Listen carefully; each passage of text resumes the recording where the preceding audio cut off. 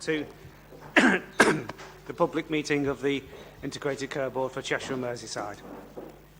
Just to note, this is a meeting in public, not a public meeting, and whilst we always want to interact with members of the public and have the opportunity to do that via questions that are submitted to the board prior to the board, and we will respond to those at this meeting, it is a meeting in public at which members of the board will be interacting.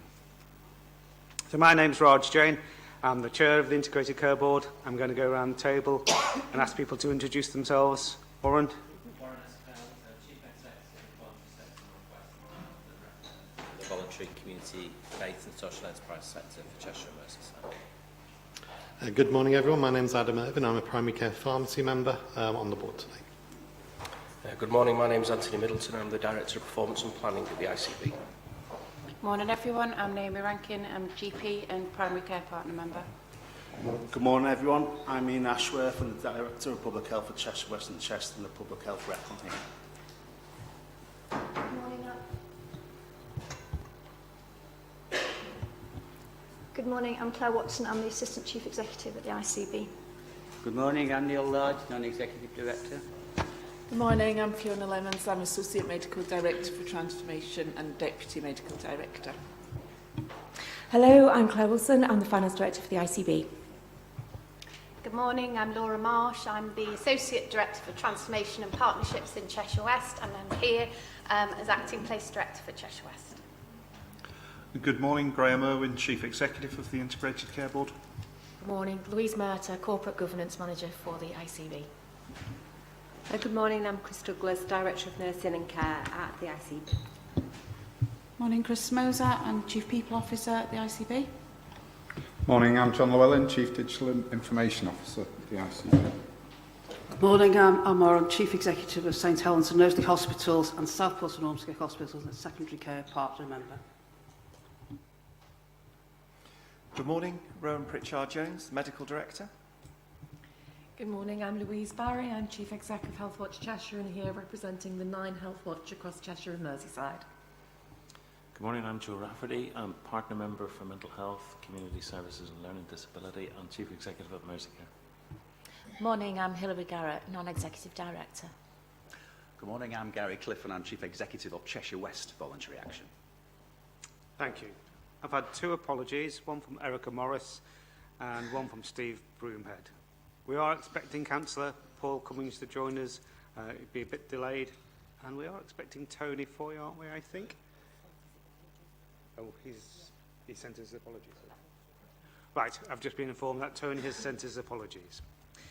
If we can go on to declarations of interest, I've not received any to date, but can members of the board declare any interest related to the agenda items that we're going to discuss today, if you have any? So I'll record that as none.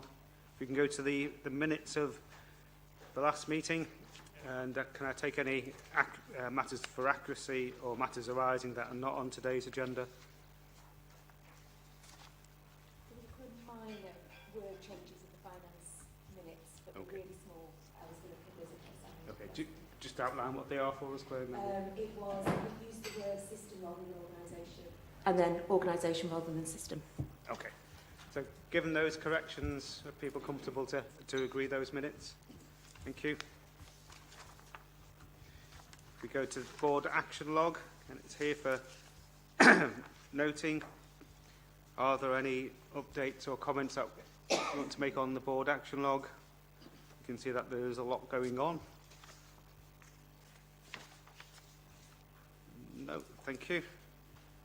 And the board decision log, again for noting, but are there any matters for accuracy really on this decision log that you want to make a comment on? No, thank you. So if we go to Chair's announcement, I just want to say one thing today, and that was about the local elections. One is to to thank those councillors who no longer who didn't stand and are no longer councillors for their service to the people of Cheshire and Merseyside. In many ways, it's a thankless task, and those people put time and effort into representing their communities. And it's also taking the opportunity to welcome our new leaders and our new councillors and in due course members of the board and myself will be meeting with those people to ensure that we continue our relationships in a good way with our local political leaders. So the announcement from me. If we go on to the report of the Chief Exec. Thank you, Chair. I'm going to mention three things, first of all, that actually aren't in the report, if the board will just indulge me for a second. So firstly, to say we are very proud to have now received the Silver Award in the Armed Forces Covenant in their kind of scheme for employer recognition in terms of how we effectively support ex-service people. So that's something that we're particularly proud of. Secondly, Chair, I want to mention the fact that I'm sure everybody is aware, but this afternoon is the 1 year on conference of our All Together Fairer programme. So a year since we first launched, and will be a great opportunity to reflect on how we've cemented the ideals of Marmot into everything we do, and how we look forward to making progress in the future.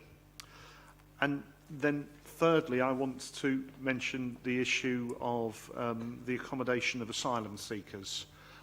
People who follow the local press will have some appreciation that the Home Office are currently considering the accommodation of asylum seekers on vessels in and around Birkenhead. Now, I tell you this today because the Home Office have invited the Integrated Care Board to be represented at a multi-agency forum that's likely to be convened this Friday, and there'll be a number of issues for us to carefully consider in that space. Firstly, an understanding of what legal responsibilities we have as the Integrated Care Board for the provision of healthcare services to such individuals, the funding of those services, and what monies that we are able to draw down from either Department of Health or the Home Office in that space, but principally to be assured that there would be both adequate healthcare provision, but secondly, that that adequate healthcare provision is arranged with no detriment to the users of services where we have already statutory responsibility to provide. So I have no certainty that this scheme would be going ahead, but I wanted the board to be very clear that the Home Office have called a multi-agency forum. We are invited to that, we will attend that, and we will evaluate very carefully the issues associated with it. Moving now to items within the paper, and as you know, I don't talk about everything that is here, but firstly, NHS England have a system where they determine how they deploy support resources for certain areas. One of those areas is around urgent care, and we have been placed into Tier 1, the level which will receive the highest level of support to seek some urgent care improvements. Now, on the two sentinel measures that NHS England are going to use to assess urgent care performance, Cheshire and Merseyside actually does quite well. However, they use a range of subsidiary measures to look at other issues associated with quality and flow, and they're measures which the board would previously know that we do not do so well on. So we have talked frequently at this board before of the challenges given to us by patients who are classified as non-criteria to reside. They haven't used that measure because I think there will always be some debate about how that data is collected. So nationally they have used a measure as a proxy for this of the number of patients remaining in a hospital with 14 days or more length of stay. And again, I think, and Anthony will correct me in a moment, but I think we as a system come out as about the 4th worst in the country for that. So we'll work closely with NHS England. We will look at the support offer that is in place. You know that we've told you previously about the work that we had done with a national team and the development of an action plan to improve our non-criteria to reside position.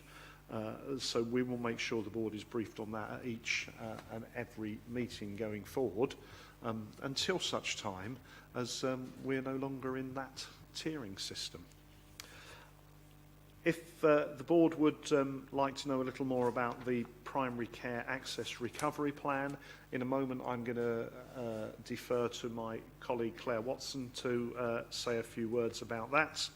But also in my report today, I trail the fact that we are actively considering a formal change to the designation of the ICB headquarters. Prior to my arrival, and as part of the setup process for the ICB, the previous leadership team, or the leadership team that were developing this, declared the ICB headquarters to be a building that we hold neither a lease or a licence on, which in itself therefore is a peculiar situation. I also do not find that that gives rise to the fact that we become lumbered with the lease or the licence on that building if the current person who holds that were to give it up. The person who holds that lease and licence at the moment on that building is NHS England. So really important that we go through a process to designate somewhere else as our legal headquarters. Of course, in this day and age with modern working practices, we do have offices in each of our 9 places. Our staff do work flexibly across those office spaces, but we do have to declare one place as the legal headquarters. We're about to start an engagement process with staff, and I wanted the board to know and be aware of that fact. I'm not going to say any more, but happy to take any questions on the items I've highlighted and the other items in the board. But if we can just let Claire say something about primary care access recovery, please. Thanks, Graham. Yeah, so the plan was published earlier this month. It's called Primary Care Access Recovery Plan, but it actually really only covers general practice and a bit of community pharmacy. We know there are other access pressures with our dental practitioners and optometrists, but this is really about general practice. I'm sure Adam may want to comment on the community pharmacy element. So you can see there are 2 key ambitions. It's to tackle that 8 o'clock rush in the morning when you ring up and you can't get through, you can't get an appointment. And it's also for patients to know the day of the contact their practice, the request will be managed. So there are 4 pillars of work, and we've already set up a sort of programme approach to it. But there are some sort of key themes that run through golden threads. Digital is one, obviously workforce another, and inequalities. So we'll tackle this as a programme approach across the whole of the system. We've already briefed the provider chief execs, obviously working with our local representative committees and out with primary care and general practice. So next month I was intending to bring back the primary care strategic framework, which we've been working on for the last few months, which we have been waiting for this plan, because rather than bring the one document and then another, so we'll be incorporating the key elements of the recovery plan into our strategic framework, which I'll present next month. There's a lot of work to do. I think it is seen in general as good news. I'm sure primary care colleagues may disagree, but I think in terms of trying to get to grip with some of the problems, I think it will help, but there are real challenges for us in Cheshire and Merseyside. Thank you. Thanks, Claire. Adam, Naomi, do you want to comment on this? Yeah, certainly. I mean, from the pharmacy elements of the plan, I think the face of it is hugely positive for the sector to have the investment and the trust, as well as to be able to bring the services that patients are demanding. There was a YouGov poll relatively recently, and the new Pharmacy First service that's proposed to be commissioned was one of the ones that was really welcomed in that poll from the public. I really like the fact that the future vision work, the Nuffield and King's Fund, Nuffield Trust and King's Fund work has been mentioned and called out as actually we need to pay attention to that towards the end.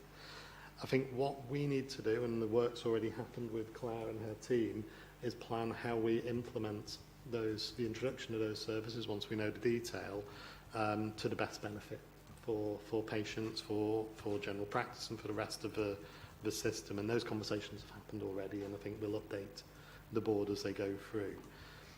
One really important point that's been a bit of a stumbling block, and I think the way the department and the way NHS England have announced it centrally, it's not been amazingly clear to the public or to other partners that these services are 7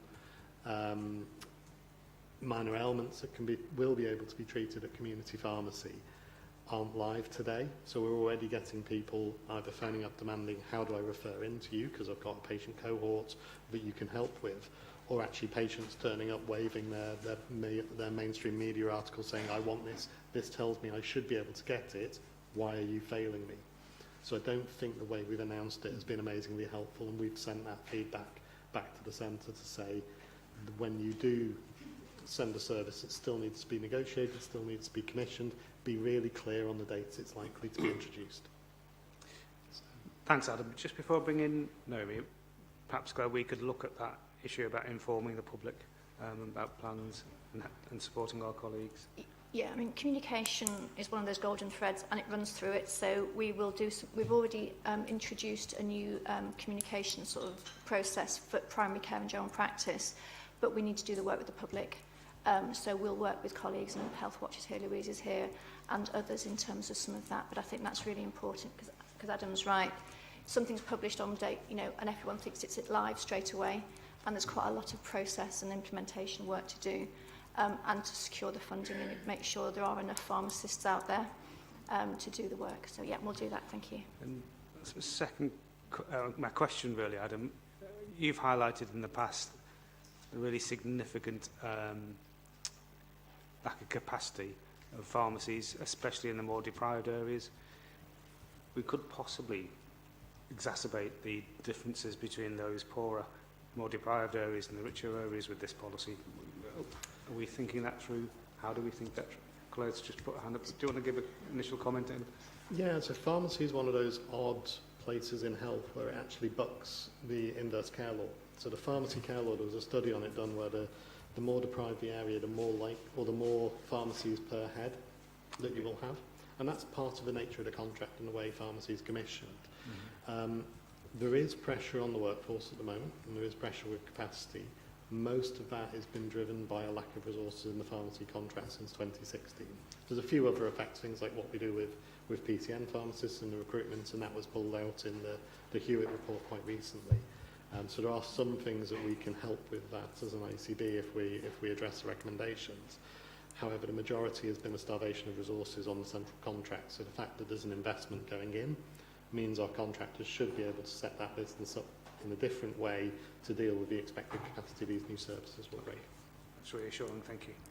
Let me just bring in I think first and then Naomi, and I'll come to... In terms of sort of the inequalities, I mean, obviously, Ian will be starting in his new role next month, so one of the key, he'll be part of this work as well. But we'll look at that unwarranted variation, and I think we'll have to target the resources appropriately, and I think that's something we'd want to do going forward anyway. But I think in terms of general practice and pharmacy, because it's so close to the patients, I think that's something we'd want to, do as soon as possible. Thanks, Claire. Naomi? Thanks, Raj. I think from a general practice perspective, we were overall disappointed with the with the suggestions and the recommendations.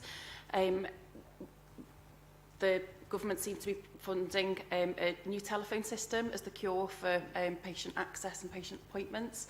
However, yes, you may have a new telephone system that tells you that you are patient number 110 in the queue, but if there are only 100 appointments available that day, then actually this does not resolve the issue of you needing to speak to a clinician that day. However, we do understand that actually with being able to use more updated technology and telephone services, it will give us a lot more information, a lot more data on who is ringing and the demand for that day. However, what I think that we need to focus on is looking at that demand and how do we deal with the demand and what services are available across Cheshire and Merseyside to cope with that demand. I think it will provide us additional information to be able to focus on areas with particularly increased demand, which again is usually areas of higher deprivation and so that we can try and reduce the health inequalities in those areas. Well, actually, let's focus our resources into those areas. I do think from a general practice perspective, one of the recommendations in the report is to reduce bureaucracy and to be able to improve communication between primary and secondary care. But I think that needs to go across the board.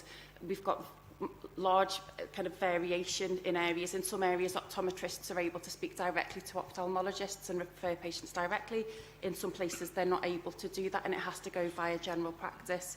And similarly with pharmacists, they're not able to escalate without going via the GP first. So I do think that that's an area that will have a significant impact in general practice and reduce the workload in general practice, allowing us to actually do what we want to do, which is to see our patients. Thanks, Naomi. It's really important to have that realistic view of how we can make the best out of this announcement. I think that's what I'm hearing, is we're going to make the best out of it for the good of patients. Ian? Just very quickly, with, excuse me, with regards to the pharmaceutical needs assessments as well, so the question about equity, to build on Adam's comments, each of our 9 local authority areas has a duty to do a pharmaceutical needs assessment that takes in about travel and access through that. So it's another good example of the integration agenda that we need to do. Might not solve it, but it highlights the issues and then works with the local pharmaceutical committee on that as well, really. That's really helpful, Ian. Thank you. Anne? Question for Adam, really.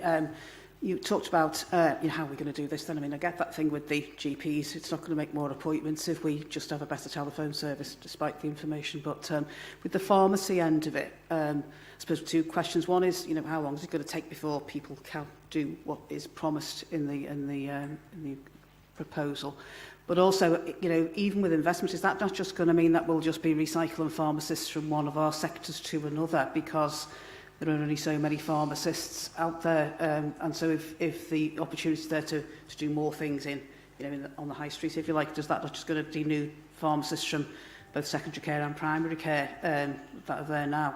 And I suppose the third question, while I've got the microphone, is, will pharmacists will they need to have access to the rest of a patient's drug record? So if someone comes in and wants whatever, and you haven't got access to the rest of the prescription they're on, how will that be factored in? I'm a great fan of having a shared care record where everyone can know everything. But what we know is we haven't got that, so there'll be times when you're having to ask somebody who might not be fully informed themselves, because often patients aren't, about what other drugs they're on and what might be contraindicated. Yeah. I'll take them in reverse order, if that's okay. So from a record access, the majority of patients using those services will be using the pharmacy, so you will have a patient medication record you hold. All pharmacies now have access through smart cards to the summary care record. So there's a way of getting the prescribed list in there. So there is a degree of surety that we can get what we need.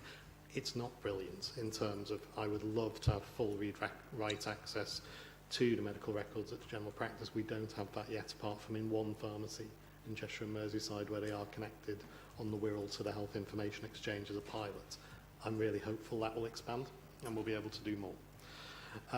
In terms of operationally delivering and the pressures on the pharmacy, the pressures are on the pharmacy, not just the pharmacist. And I suppose where we're coming on is hand in hand with this, there goes a bit of an operational review of the whole business, and what can be done by the pharmacist, what can be done by pharmacy technicians. Indeed, there's elements of the current service, the hypertension case finding service, and a couple of other bits in our contract where we've just been allowed to actually use different members of the pharmacy team appropriately to deliver those services, to free up the pharmacist to do other things. And I think that will continue as we go on, to have a real scrutinous look at how do we deliver most effectively by clinicians operating at the top of their license, not always just deferring to that single person to do everything. And I think that's the way we need to drive the capacity in the operation to be able to deliver these new services. Yes. The department and our national negotiator, shortly to be known as Community Pharmacy England, are in negotiations now. The nature of those negotiations is always incredibly private, incredibly confidential. They have released an indicative timeline that we should have more details towards the start of the summer for implementation September, October. but that is indicative and wholly subject to all of those negotiations. The other element we don't quite know is the 645 million over 2 years. It was up to.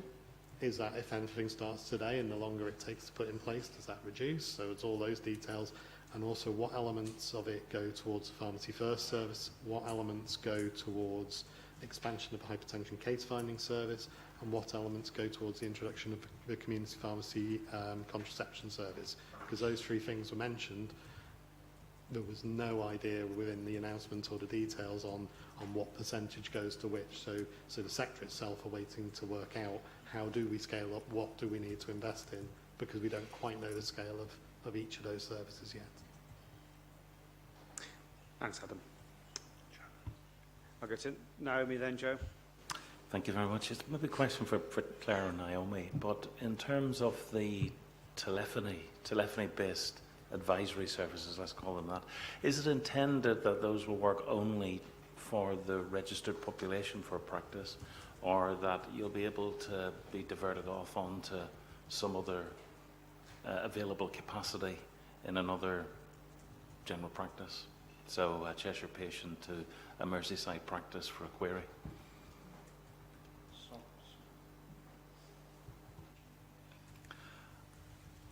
The intention is that wouldn't be the case, Joe.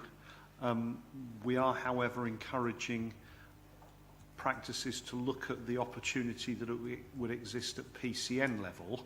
So that capability might exist if you were to scale up the local population from a GP practice to its nearest 30 to 50,000.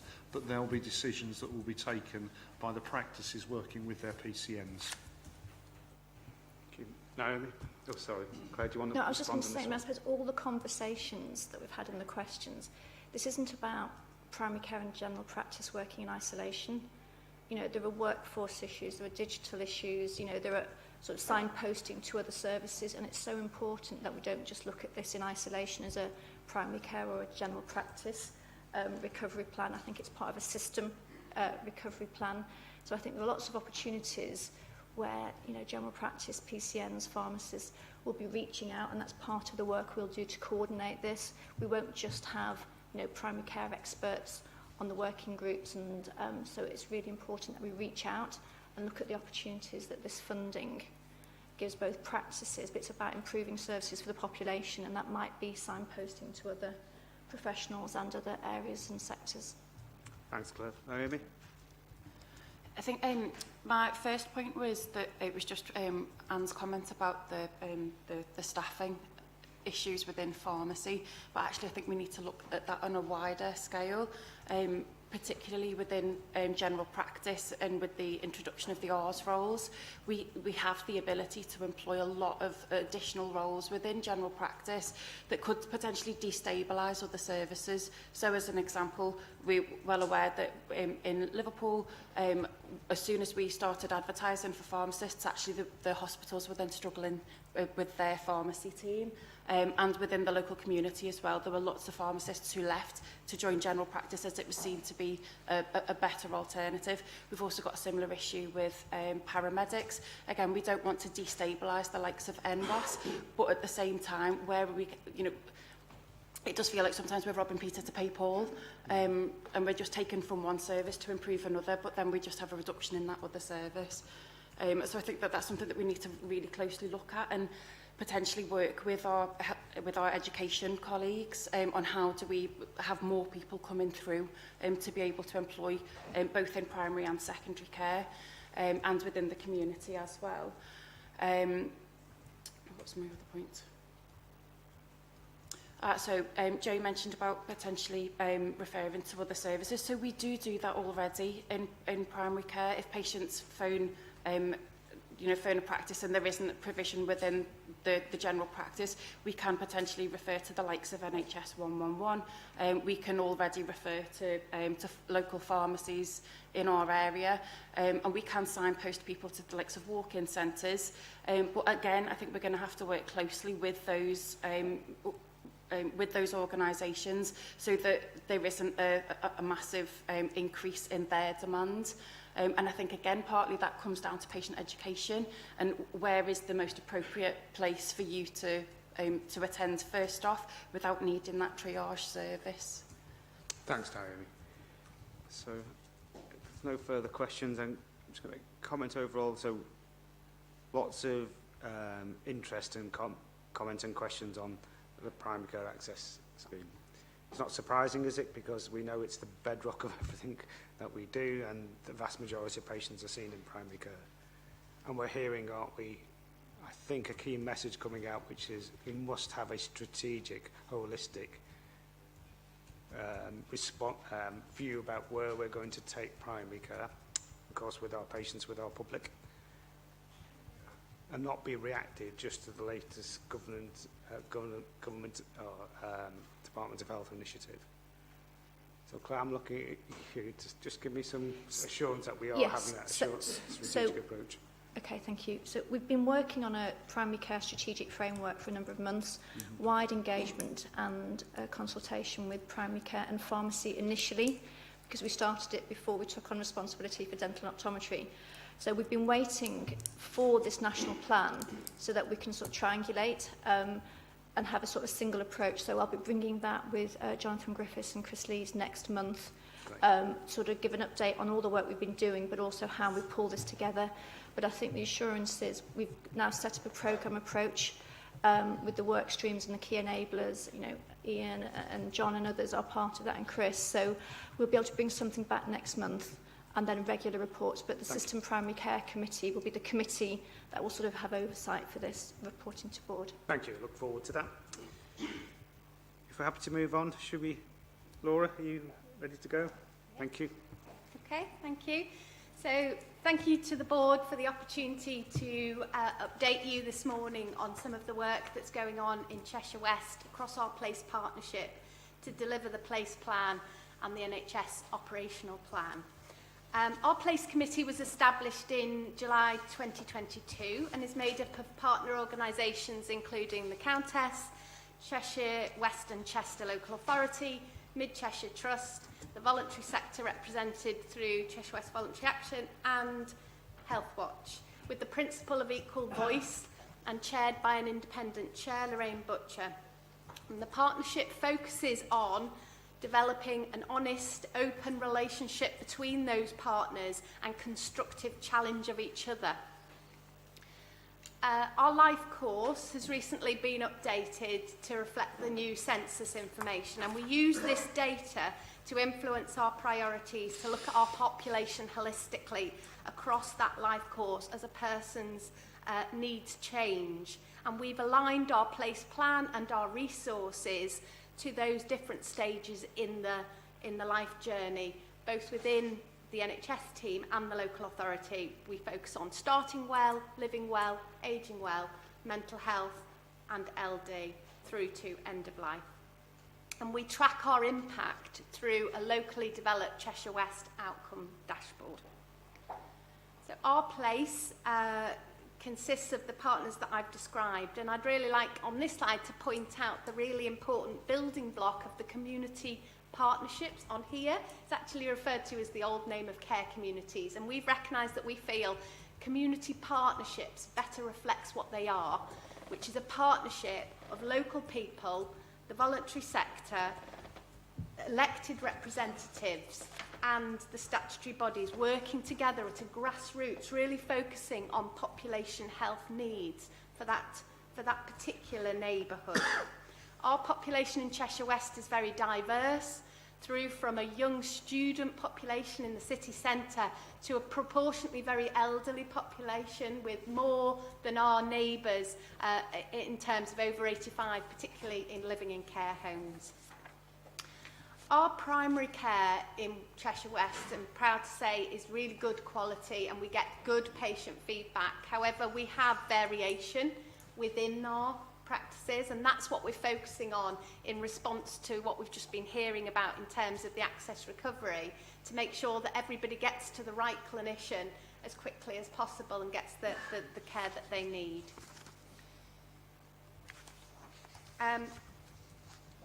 All our work at Place is driven by our Place plan, which is our health and wellbeing board plan. And this sets out our vision, which we have now extended our ambition on our place plan to delivery right up to 2026. And this has given us an opportunity to feed back to our population what we've achieved to date and some of the things that I will talk about today.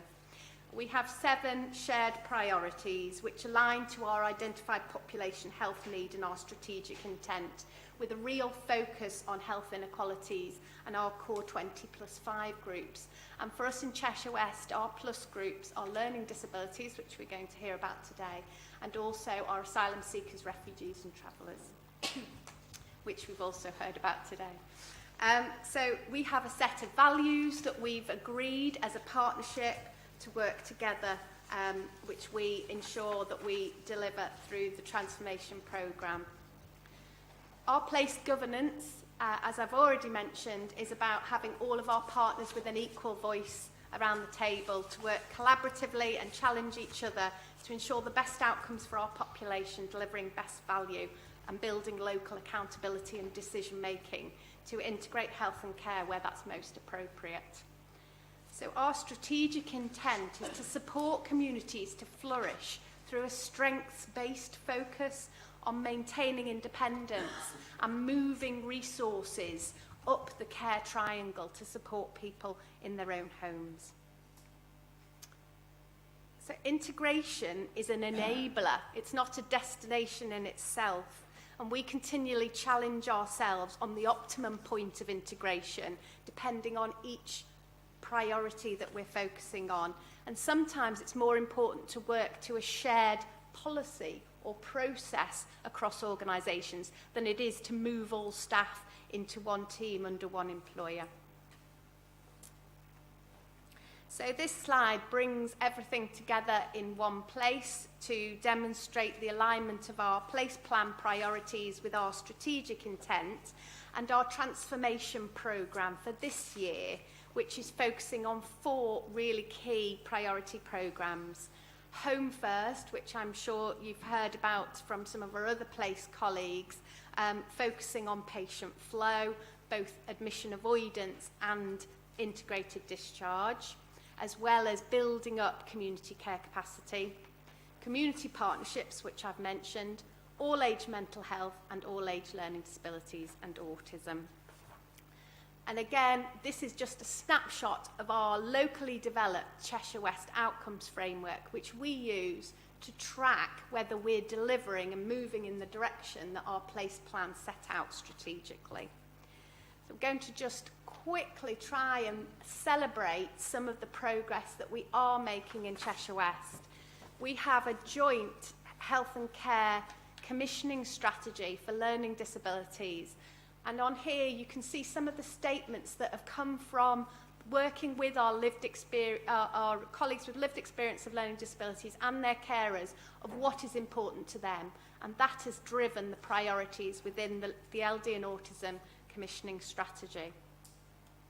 And really excitingly, we had a sort of national first in holding a learning disability conference in Cheshire West, a 2-day event with over 130 people attending on each day, including many people with learning disabilities, their families and carers, including a gala dinner, a brilliant celebration of both their individual successes and collectively what we're achieving for people with learning disabilities as part of our community. It was a partnership between the Learning Disabilities Partnership Board, Cheshire West and Chester Council, NHS partners and the in-house local authority service Vivo Care Choices, as well as Cheshire Disabled People's Panel. One of the key achievements of that work is the annual health checks. These are about detecting earlier health conditions that we can intervene and support people to live a longer and healthier life, as we know that people with learning disabilities die disproportionately earlier than other people. And so it's really fabulous that we are making great progress as a collaborative in ensuring that we're achieving the target and actually exceeding the target in Cheshire West, with 78%, nearly 79% of our population having a health check. but we're not resting on our laurels, and we're looking at continuing to focus where we've got that variation and where we can support practices and individuals to come forward for their health check. And then the rest of the slides, and I won't go through them all, just describe some of the other successes we've had, including the Urgent Crisis Response Team, where we've seen a significant impact through audit on a reduction in admissions to care homes with that service, a reduction in the use of carbon emission inhalers, and the launch and establishment of our corporate parenting strategy, which puts the needs of those with care experience in their journey to be a protected characteristic for those who are living in Cheshire West, so that they can improve their access to services, including particularly mental health services. And finally, we are continuing to work with our community inspirers through the Poverty Truth Commission work to focus on cold homes and addressing cold homes, regenerating local areas, and developing apprenticeship opportunities for our local young people, hopefully some of them to come into the health and care workforce of the future. Thank you. Thanks, Laura. Any questions or comments for Laura? Anne? It's not for you, Laura. You'll be relieved. I'm always fascinated that we get that set of metrics at the beginning about what the typical population of wherever it is. So I did ask one of my staff to summarise them so that we had the whole picture of what does Cheshire and Merseyside look like if you add them all together. But when I asked that person to do it, he said that all the figures were inconsistent with each other, so different metrics were being used by different places where you couldn't get an overall picture. It just seems to, given we do that every time, you can't actually put them together and get the picture of Cheshire and Merseyside. You know, about all those metrics are fascinating. So could somebody, or do you already do that? You know, it'd just be really good, because we get them that are a bit random, interesting but random, and it'd be just good to know where everybody sits relative to one another, so that we've got that kind of aggregate picture of the demographic that we're actually trying to deal with.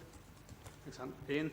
It's a really good point. It's a shame if that's caused some confusion a bit. I think what's recently had is that it's been updated in the census, and there's also local authorities tend to measure it by resident population, and then what we have is the registered population of different GPs. So actually we have a figure that fluctuates between 357,000 of our resident population, but it's more like 382,000 if you include our GP registered population, if that makes sense. And that would be multiplied across the 9 different areas as well. We do have a Cheshire Merseyside intelligence network, which brings together all the sort of business intelligence leads and population health leads, and we try to aggregate that for our system. You know, look, I think what we do is when we get down to the local level, that's where you see that local changes and characteristics in place. So very happy to work with your leads on that and bring that into the sort of a joint approach to how we look at the intelligence and the figures, because yeah, it can get confusing if there's different numbers being floated around really, but that might be one of the reasons why sometimes they don't add up if people are looking at it through registered versus resident. They don't add up, but sometimes it's got different things in it as well. So you've got variation and, you know, figures that don't look like they're compatible with each other. So when we've looked at it, it was a bit like, you know, but it just seems to me something we should do. Have that proper aggregation of the demographic. Could I suggest, Ian, we just have a think about the ask, I think, which is, do we need a standardised approach to the methodology that produces that graphic, which feels sensible, but there could be good reason why it can't or shouldn't happen. Would you just give us a view on that outside of the meeting? Yeah. Claire? I think we were just having a conversation before the meeting in terms of bringing some sort of MARMA indicators and population health information to board in the coming months. Obviously, we want to take something to the HCP and something to the ICB, so we'll work together on that. But I think it's important that we bring to the ICB some of the baseline indicators around sort of MARMA and health inequalities, and then we can sort of see hopefully track a month-on-month or a quarter-on-quarter improvement. Thanks, Neil? Yeah, I thought that was very powerful, though. I thought it was interesting to see how you're measuring success and the progress you're making, which is really good, rather than just the data behind what we need to do. So thank you for that. So my question is, I mean, how can we help you more? You know, it's a new structure. How's Place helped you? Where do you see that developing? And can the ICB help you in any way to develop that even further? Thank you. I think that's something that's certainly on all of our minds in place as we develop those partnerships. So I think it's continuing to think about the target operating model, which is what's the right balance between local decision making within the place partnership and having some delegation down to that place committee so that it feels like it has teeth to make the decisions that are right at that level, but recognising there are some things that we need to do at scale, including the sustainability of our acute provision, for example, needs to be done across a wider patch than an individual place. But we are starting to work on a place plus footprint. So Cheshire and Wirral Partnership, one of our providers around mental health, we're looking at the discharge issues across that place plus footprint, which works well for certain things. So I think it's a combination of efforts, really. Yeah. Hilary? Thank you. Good report, well presented. What really stuck out for me was the life expectancy at 65. Now, this may have been my naivety, but then there was a comparison against the national average, which seems to me to be 20 years, about 20 years less than the national average. Hilary, I think that's healthy years rather than life expectancy. Right, sorry. Right. Yeah. My naivety. Thank you. No, I'd spotted that as well. Okay. Okay, so Laura, great report. I really liked the conference that you had on disability, and I think we're going to hear from a resident. Is that the right? A combination of our people locally who have lived experience and wanted to talk about their experience of services. Okay, thank you.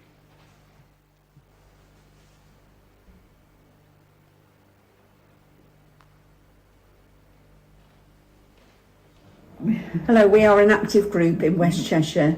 We do a lot of work within our local community. Yeah. Penny, can I just ask that when we go to the university, would you like to say what kind of things you're involved in? We're teaching student nurses. Nurses. And what are we teaching them about? Jobs, yeah. Jobs to do. And learning disabilities. Learning disabilities. Yeah, learning disabilities. I go to a dentist in Helsby and I see a lovely lady there called Jenny Eads, and she is really, really good with me because she always asks how I am, my mum and dad, my PA, my brother, because she even asked how his wedding got to last year. She always explains what she's going to do, and she always says, tell me to stop if you need me to. And she's very positive and helpful. And she reminds me to keep cleaning my teeth and gives me advice on it. So she's really nice and understanding for people like myself who's got a learning disability. So the change in places, what does that mean, having a change in places to you? Much better in town. There's one in town, isn't there, at the bus station? There's one at Story House, and there's another one at the local hospital. Yeah. So when you go out into town or you go to doctor's appointments, how does that affect your health and well-being now? Much better. In what way? Not me back to the loo. You don't have to wait to go to the loo? No. And is that better? That's better for you? So, Nicola, can you tell us about your back? Does it hurt or is it good at the minute? A bit sore. And when you go to the doctors, do they help with your back? Yeah. Yeah. And can you remember what they asked you to do? Exercises. Exercises. And do you like doing your exercises? No. So staff have to help you? Yeah. And what about the nurses? Do they help? Can you tell us how they help? I've got to do more of the time. Yeah, well, my experience in the winter health checks are I think it's good. I've got to say that I've not had a bad experience with health checks in my life. I think I've not been to a health checks and I've not had a terrible experience, not met any horrible people. I think the people in there are very, very nice who I've met. But yeah, I think it's a good thing to have health checks because you need to have health checks. I think you do, because I just think if you're, I don't know, if you're not well, you need to have them, I'd say, because I just think you just need to have health checks every year. I say that. And after all the COVID situation and all that stuff, you've got to have health checks.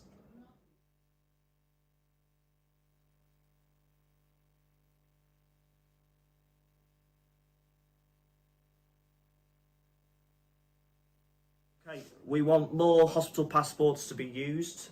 They tell doctors and nurses how best to treat someone if they go to hospital. They describe what someone is like when they are well and unwell, and they describe how someone says they are in pain. So I think it's really important that people with learning disabilities receive letters about their health checks in a way they can understand. And this could be pictures on it with the outside of the building, maybe of the waiting room, and also of the doctor that they're going to see. Also included with their letter, it could be information about their health check, what's involved, what's going to happen on the day, you know, what to expect, just to prepare that person for their health check. One thing that is essential is to make sure you have a VIP bag to this would highlight to the hospital staff that you have personal and additional needs to help keep your protected documents and belongings in one place.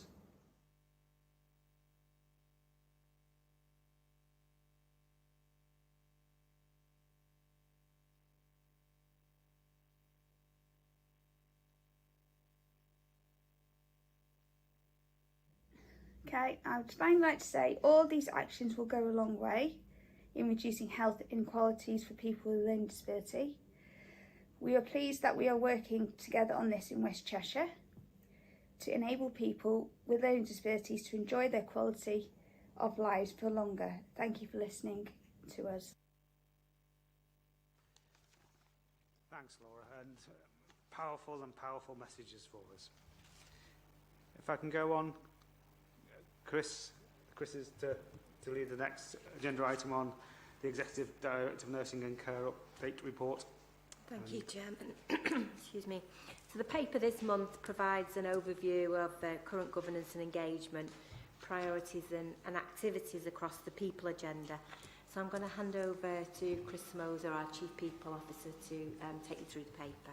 Thanks, Chris. Thank you, Chair. So members will recall that in the past we've previously discussed the need to actually have a greater focus on our internal ICB staff, as well as having that system-wide view. And so on the 2nd of May we held our first People Committee. This is a subcommittee of our Finance, Investment and Resources Committee. But now that committee will receive a whole range of metrics about our internal staff. But whilst that governance and reporting is really critical, we also wanted to strengthen the way in which we interact with our 1,000 staff, how we talk with our trade unions and make sure they're fully engaged, and how we develop our staff networks.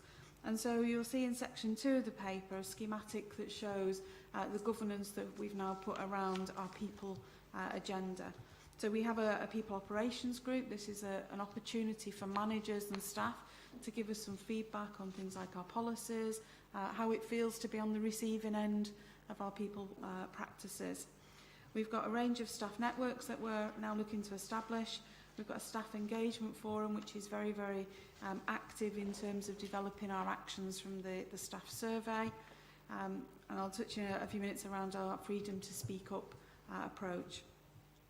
I'm delighted that our senior workforce team are now in post, and the paper describes for you the approaches that we're taking around organisational development and effectiveness, equality, diversity and inclusion and staff engagement.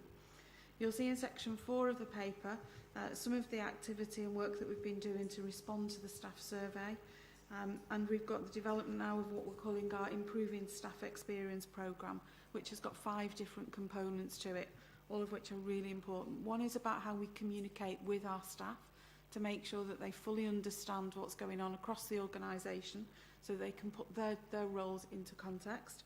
Second, it's about how we engage with staff, how we cultivate that sense of belonging into the ICB, We're now almost a year old, but we do know that some of our staff are still grieving for their old organisations. And so it's really important that they feel part of this new organisation. It's really important we also get the basics right. There is nothing more frustrating for our staff if they don't get paid right or their experience through the recruitment process isn't good. And we also really importantly want to create a culture where our staff feel included, they feel valued, and they actually feel safe and cared for.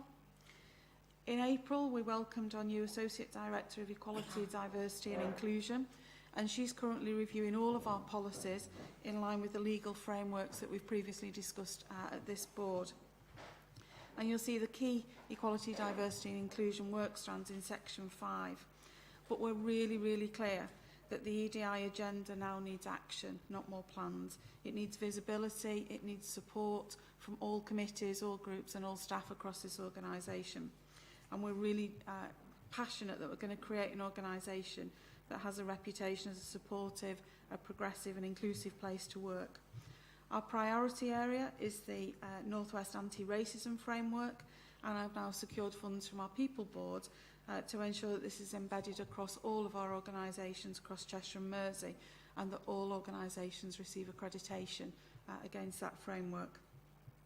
In section 6, you'll see the work that we've been doing around our freedom to speak up approach, and the Audit Committee received an update on that at its last meeting. I'm sure that the Chairman will include that in his update. It is essential that we create the right culture where our staff feel able to speak up in a safe and confident manner, and that they know that their concerns will be acted on and that they'll be listened to. Many of you all know that with the establishment of the ICB came a range of HR challenges. We had lots of different ways of working, we had lots of different contracts of employment, and indeed we had a variety of HR providers. We're absolutely committed to making sure that the standard of our HR service is vastly improved, and therefore we've been working in partnership with our HR provider, which is the Clinical Commissioning Unit, to make sure that we have our Back to Basics campaign, that we understand the information that we've got, that we understand where the gaps are, and that we've got a robust service offer to all of our staff. And I think that the confidence that we have in that will be reflected in the metrics that then get reported through to the People Board. So whilst there's lots going on internally, I think it's also really important to recognise that the HR function has a system-facing role as well, to ensure that we fulfil the statutory responsibilities of an ICB. And you've previously seen our workforce priorities, and performance against these are monitored through the Cheshire and Merseyside People Board. I've shared the challenges that we have across Cheshire and Merseyside with you a few months ago, but I think it's really important now that we start to demonstrate that we're doing something about it. It's really great that you all know what they are, but again, we now need to move into action. And so in Appendix 1, I've detailed some of the work programmes that are now in place across the system, and there is evaluation criteria for each of those programmes. I'm sure in Anne's update from CMAS today, she'll also touch on some of those workforce programmes. We're not doing any of these in isolation. We work with our provider collaboratives. We work through efficiencies at scale. We've created a primary care workforce subcommittee of the People Board. So hopefully we can demonstrate that we are working in partnership. Naomi talked earlier about workforce supply. And it is really, really important that what we don't do is take action in one part of our system that has an unintended consequence on another. We closely monitor our workforce information. We look at where we've got growth, we look at sickness, we look at our turnover rates, and all of that will be monitored through the People Board, which ultimately comes through here. So recognise there's a lot of information in the paper today. We've written out to all our chairs and chief executives earlier this week, giving them details of all of those programmes, and to make sure that at trust level they fully understand what's going on and can make sure that, one, they don't duplicate some of those programmes, but also that their organisations are feeding into that, and that their respective people boards are looking at the wider people agenda, and again, so that they don't take an action at a trust level that can have an unintended consequence across the organisations. So I'm happy to leave it there, Chair, and take any actions. I'm more than happy to spend time with any individual going through the detail of those programmes. Thank you, Chris. Questions or comments for Chris? Joe? Just a quick one, Chair, if you don't mind, on the freedom to speak up piece. There are freedom to speak up guardians in the organisation. It's not just the board level representative. Okay, just for clarity. Thank you. Thank you. Any further questions? Just a request from me, Chris, which is the progress that we're making. So I'm looking at the internal ICB staff. The progress that we're making is going to be monitored through the resource committee, which is good. But I do think this board should, on a regular basis, maybe quarterly, understand that progress as well. So if we can make sure that we see that progress and including the metrics that you're going to use to measure what that progress is. Okay, so that was for noting. If we can go on to the quality and performance update report, Anthony. Thank you, Chairman. What you see before you is a very extensive report and a very detailed narrative. And it's just to assure the board really that we do spend an awful lot of time discussing, scrutinising and understanding the efforts being made in areas through the Quality and Performance Committee. So I won't necessarily repeat the great deal of discussion that's taken place there, but I'll probably highlight 3 or 4 points that we discussed and is worthy of update to the board and assurance before opening up to questions. So first of all, just in terms of elective performance, there is a good story to tell, I think, for Cheshire and Mersey at this point in time. We have worked very well through what's been a really difficult period of both urgent care demand and significant impact across Cheshire and Mersey due to industrial action. And we managed to get to a position at the end of March where there was very, very few, less than 100 patients waiting longer than 78 weeks. And the vast majority of those was down to patient choice. The target, is which I know Anne will touch on later in terms of the CMS presentation, is to get to 65 weeks. And as you can probably see on page 96, you can see the downward trend over last year, and the trajectory is set to eliminate that by March next year. What I wanted to highlight is that within that, and Graham has used this statistic a couple of times really, in terms of industrial action, Cheshire and Mersey has been had some really significant impact as a result of that.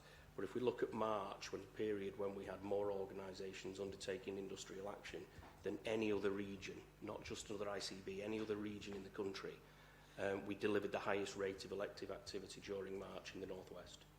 And I think that's just a massive credit to everyone that's involved in trying to not only prepare but recover from periods of industrial action and keep that activity flowing.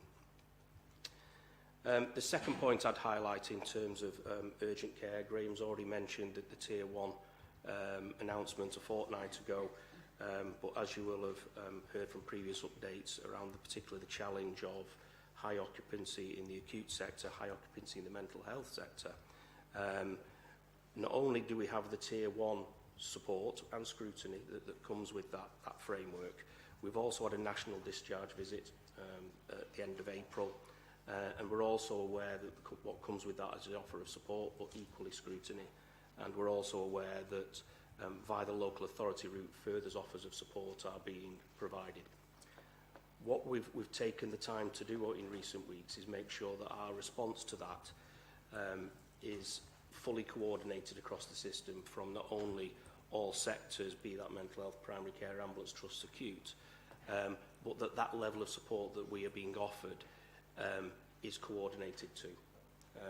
And that it's also the type of support that we as a system will deem to be of the highest value and focused on the areas that we want. So, as I say, a multidisciplinary team has been mobilised to respond to that. And it's probably a message really to the board that this approach in terms of tiering for urgent care is seen nationally as having a real impact. I think our own experience where it's been used in elective, the providers themselves would say it can be. That national support is a real value. But we know it's going to roll out in future weeks and months to other areas such as mental health, diagnostics, possibly primary care, certainly outpatients. So we've deliberately took the time to make sure as a system we have the ability to respond to that in a coordinated and effective manner. Just one final point we're opening up to questions is at the back of the pack at page 131, we highlight a page where we talk about the system oversight framework ratings at provider and place level. Now you'll have heard mention in previous board meetings around soft 4 systems and the framework that wraps around those places and organisations. But we've got a number in soft 3 as well. Now, some of those organisations have had a soft 3 rating for a number of years now. And whilst there's a very clearly defined criteria for why they went into the soft 3 rating, NHS England hasn't necessarily held the same level of scrutiny with those organisations and places as it has with the 4s.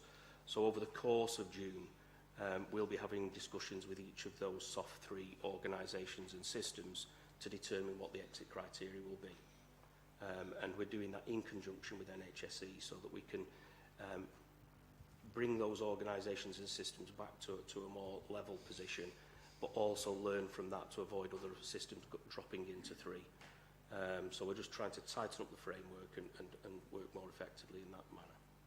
So I'll stop there if that's okay, Chairman, and open it up to any questions on that or any contents of the paper. Thanks, Anthony. Any questions, comments? Neil? Yes, thanks for that, Anthony. And I'm not on the Quality and Performance Committee, so these questions might be addressed by that. But I think going into Tier 1 for emergency care, I mean, was that a surprise? Because I suppose for me, looking at the data, and you've done a great job collating all the data, and it's taken a lot of time and work to understand that. We've got the data for where we are, but a lot of it seems to be, and I accept where we are, sort of in the red category. So we've got a normalised position whereby we're not performing, and I'm just really, can I see the wood for the trees in terms of what's important to us? What are the key areas we're working on, and what's the exit strategy with them? Because there's a lot of system-wide data that we see in terms of performance with this A&E, but then it also goes down to organisation where there's variations in that. So for me, I suppose it's understanding what are the key areas that we should be focused on, and not necessarily just for targets, but in terms of patients' outcome and patient experience. How do we get to distill all of this into something so that we don't end up in another tier by default or by surprise? We're anticipating that and we're actually working on that. I know it's complex and it's very difficult, but how do we see the wood for the trees and what do we focus on? Yeah, and hopefully the narrative goes some way to explaining the focus. So I think it's a fair observation, Neil, in terms of, you know, there are over 1,000 indicators that are in daily production from our organisations through national reportings just around performance, not necessarily all the outcome metrics. But I think, to our credit, if we've had a number of conversations here, if we take, for instance, urgent care, where we've consistently pointed to our exceptionally high levels of non-criteria to reside, or indeed long lengths of stay patients within our hospital. When the national tiering came in, as Graham had said, it looked at the 2 outcome metrics, if you like, in terms of ambulance responses and A&E performance. But what it drew the attention to was the disparate levels of long length of stay. And that sort of absolutely correlated with what we were looking at, but I accept it could be lost in some of this data. And that's where we'll be seeking has been that level of our focus, and that's where it will continue to be our level of focus. We do stand out as having an exception rate. A nuance of the tiering, and brings home to us some of the complexity that we often talk about within this system, is that if you look at those metrics, we do comparatively well, as Graham had said, but when you take it down to the lower level of place or provider, it stands out. So if you were looking at tiering on a provider or place-based, virtually all the areas across Cheshire and Mersey would be either in a tier 2 or tier 3, so average or better. But we have a particular challenge around Liverpool and Warrington, which we are cited on and we are working, and that's where our focus will go on. But I do take on your board that some of the narrative that's in here for board members probably needs to be more focused to highlight those pinpoints rather than a commentary. Yeah, I think for me maybe it's just that assurance that the Quality and Performance Committee is deep diving, because there's so many, you can say to me at any time in the future, well, it was in the board paper. Well, there's so much in that board paper. It's the assurance that the Assurance Committee is deep diving into those individual indicators to pick up anything that then should be escalated to the board. There's so many, isn't there? There is. I'm going to bring in Chris. Thanks Thanks, Anthony. I know the tiering has been recently implemented. My question's around, I mean, I need to understand it in greater detail. It's around performance metrics. And I know we still have the segmentation where we would have from 1 to 4, which encompasses more than just performance, is the quality and finance. So we're not going to lose the segmentation there where we focus on the other areas, so they're going to run in parallel. However, we will continue to talk about the segmentation so we can ensure that the quality metrics are brought in. Yeah, that's a really helpful comment. It's the soft rating is the one that incorporates everything, but there is specific tiering on subject matter at this point in time, and it's going to grow. But again, it's about how do we make sure that we don't just try and fix one part of the system in one area and forget about all the rest of it. Thanks, Chris. Warren? Thank you for the update, Anthony.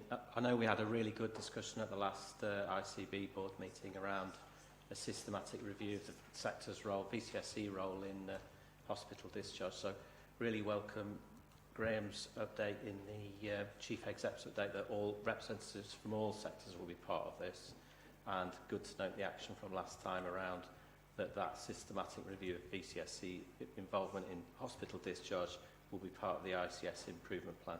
So it was just to note a thanks around those two items from last time. If we could pick those up, that would be great. Thank you. And a question from me. Most of the indicators that we see, and I'm focusing in here on urgent care, most of the indicators that we see are, I'd call symptom indicators. Things have happened and we're really tracking the symptoms. We're not seeing information yet about the causes of those symptoms. So long lengths of stay could be one of those. In our organisation somewhere, are we routinely looking at those causes and tracking metrics, for example, about community response times in terms of urgent care, those sorts of things? Is that happening somewhere? And if so, it'd be good on occasion, I think, for us to understand that at the board, perhaps through quality and performance, or maybe through your report. Yeah, absolutely. So I mean, the answer to the first question is yes. There is scrutiny of a wide range of metrics beyond this, and we bring that into the discussion when we're looking at this as the sentinel metric through committee. So we would complement that analysis.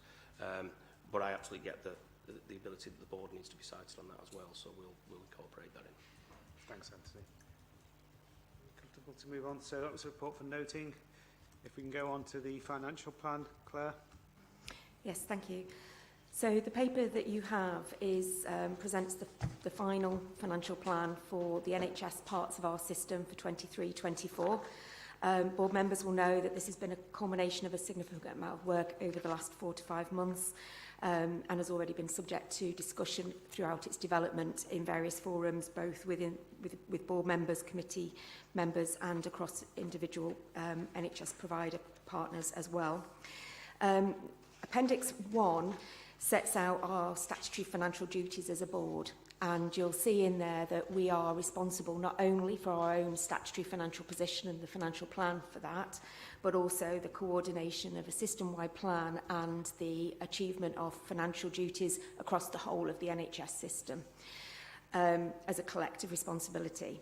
So the paper sets out both our own financial plan for the ICB, but also the wider context across all NHS partners in our system as well. And that is what we are held accountable for by our regulators.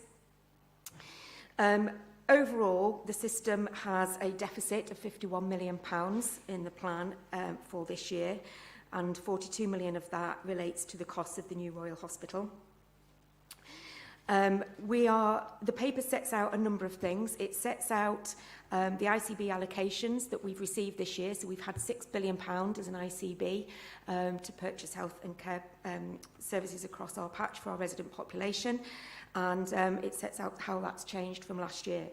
It also describes the assumptions that we've used to prepare our plan and to agree contracts with our providers. It describes in more detail the ICB's own budgets and how they've been delegated across corporate and place elements of our organisation. And it also, very importantly, sets out significant levels of risk in these plans, both within the ICB but also within our NHS provider plans. And the paper describes those in a bit more detail. We discussed this paper and its context in quite a bit of detail in the Finance Committee earlier this week.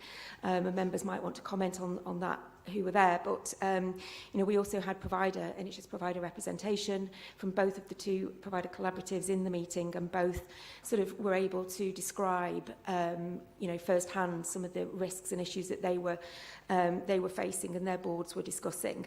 A key risk is obviously the level of cost improvement that we have to achieve, or the level of efficiencies that we have to achieve, both within the ICB itself and across our providers. And you'll see that for the ICB, there is still £40 million worth of our CIP that is identified as either medium or high risk. So there's a lot of work for us to do across each of our places as we develop these plans further, and ensure that those plans are delivered effectively and safely over the course of the next couple of months. And I know that that's going to be a key area of focus for the Finance Committee as they want to understand more about how we're going to do that. The paper describes at the end as well that there's still a couple of areas of work that we still need to do, particularly around our corporate budgets in the ICB and our running cost saving plans, because we have to take out 30% of our running costs over the next 2 years, and so there's still a bit of work to do there, and on the detailed budget setting around that. So that will come back at various points to either the Finance Committee or the board when we are further along with that. So I'm asking the board today to note and approve the plans as they are presented, and I would like to signal the fact that the significant amount of important work that we now need to do to think about our financial strategy over the next 3 years. This is a deficit plan. We know that, behind this, there is a number of non-recurrent measures that are supporting this position, and so the position will get worse over coming years unless we have a really good and strong, safe and sustainable financial plan, and that's where our attention is focused, and where we'll have further conversations at board. So I'll pause there, thanks Chair, and open up to comments and questions. Thank you. Thank you, Claire. Any questions or comments on the papers? Neil? I'll comment, Claire. Finance Committee scrutinised this in detail, and actually it's a good committee because we've got partner members as well as execs and trust representatives, so we get the full picture, and so it's a really good discussion. So I think well done to Claire and the team to get us to this point, because it's complex, NHS. I've been here all my life, and it's even more complex these days with managing an ICB budget and an ICS system. So the plans drawn up are really excellent and have our support, but like any plan, they're only as good as the day you're at. It's going to constantly change, but the strength of this plan is we've got a benchmark by which we can see variation and changes going forward. So I think credit to everybody and the partner members in the system that have helped develop this as well, so it is realistic and going forward. I think one of the things we did discuss, Claire, was potentially because of the complexity of this and because we've got quite a diverse board, is perhaps in one of our development days having a session on NHS finance, so we understand the ICS response to ICB budgets and the management and how it works. I think that would help all the members. Not a detailed one, because not into technical aspects, but a general overview that we felt would be helpful, and Claire's offered to do that. Yeah, I think that's a really good idea, and we definitely facilitate that. Maybe even bring in some partner members to help put that session on. Yeah, so absolutely we'll do that. Thanks, Neil. Good idea. Yeah. Anne? Yeah, I think it's really good quality the way we've gone about producing this plan and scrutinised it. But what we know, and you mentioned it before, Claire, is that the big risk in it is just the sheer scale of the cost improvement required. That is going to be a massive challenge, in every corner of all of our organisations. So, I mean, that's the thing, isn't it? We've done a great job to get where we've got to, but there's a really big mountain to climb in terms of being able to deliver not just the cost improvement, but the cost improvement recurrently, which we know is an incredibly difficult thing to do, especially given all the pressures that we've got to deal with, and the urgent care issues that we've just talked about, etc., but also the industrial action that's obviously causing lots of derailing of all sorts of plans that we have in place. So it's just the thing we probably need to be most focused on as we go forward. Thanks, Sam. Any questions? Gareth? Yeah, just a point from our voluntary and community and faith sector. Of course, we talk a lot at our place about prevention, but that's not, lack of expenditure on prevention is not down as a risk, I don't think, of just scanning it. Lack of moving further downstream to prevent the crisis in the first place is something we talk about all the time. How can we address that financially with all the constraints that you're all under? Great question. It's a really good question.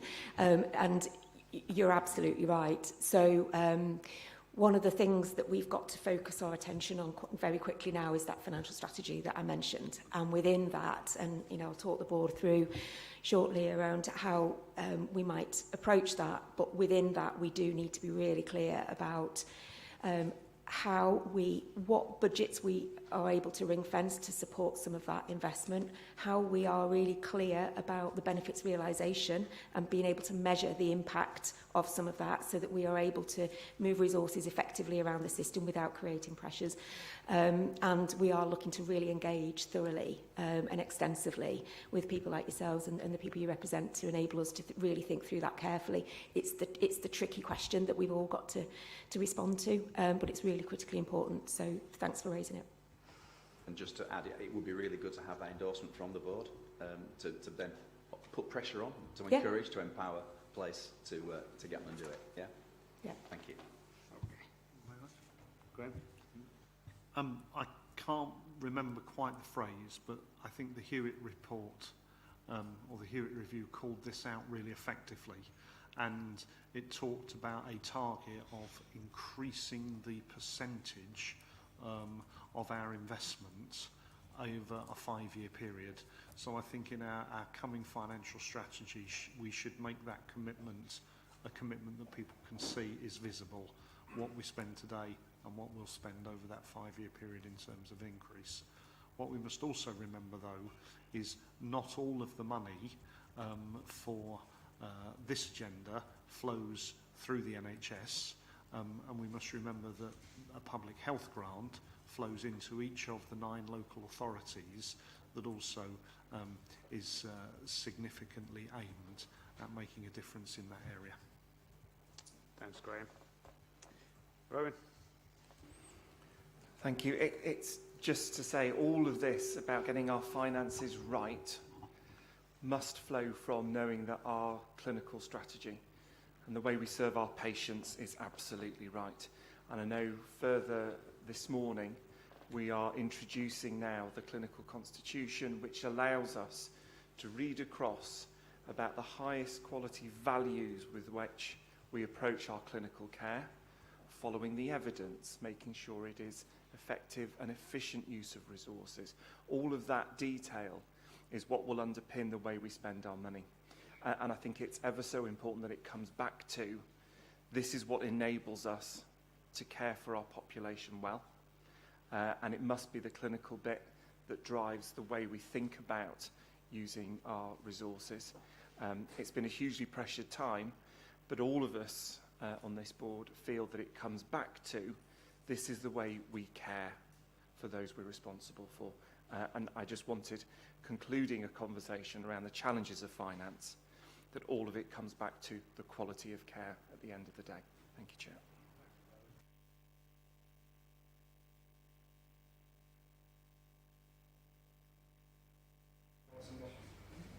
Let me just make a statement that reinforces what Rowan said. Finance is a really significant priority. Absolutely. Without that, without finance, we can't offer care. But the priority of achieving our financial plan, and in particular the cost improvements, is no more important than achieving safe services and good access. All 3 of them have to be delivered at the same time. Can I just, before we go to recommendations, I've just got a question really. We talk about the 10%, 90% split between corporate controlled funding and place-based funding. Just explain what that really means for us, so that people understand it's not, we haven't got full, almost full delegation to place. So, the way that we've set our budgets, both for the year we've just finished and for the coming year, is that we have identified what amounts to, when you add it up, 90% of our expenditure to place. And in reality, what that means is that the budget holder within our organisation is the place director. There are a number of ways we can delegate to place, and that means different things to different people. In our case, we're delegating to an individual budget holder within our organisation. What that individual as budget holder can then do is work with local partners to create other mechanisms to further integrate budgets and further support joint decision making at local level through pooled budget arrangements. And so that is then something that is subject to a separate set of conversations locally. And we, as the Finance Committee, approved what is called a Section 75 agreement, which is basically all the legal arrangements around how that is done. We approved that for Wirral Place, for example, this week, a really ambitious level of shared resource within a pooled budget at that place to support integrated care and decision making. So that's essentially what we mean in our system with delegation. That is approached differently in different systems, and I think which budgets we've identified down to place level and which are held corporately are set out in detail in the back. But I think the nuance with some of this as well is that the decision making at place may not always feel as though they have full control over that 90%. And one of the reasons for that is that we are, if for example, I use the example of an acute contract, so acute healthcare contract with one of our NHS providers, there are a series of things that we, a series of decisions around how we contract for that activity that are dictated by us through the national NHS standard contract and through our national payment structures. And so, we have to comply with that. And then we have local conversations about anything over and above that. So we're operating within a certain defined framework, but ultimately 90% of the budgets are identified down to place directors. That's helpful, Claire. And if I was just to give you a soundbite about the 90%, we know that a substantial amount of it is pre-committed. Yes. Rather than discretionary at place. Yeah. But that's a realistic view. We can't do anything else about it. No, and in actual fact, we are held, as I mentioned before, we're held accountable for the overall financial position of our system, which means really what we commission and where we flow funds to, let's say, NHS providers, is only one part of the story. What we're actually accountable for is the level of spend within our system in aggregate.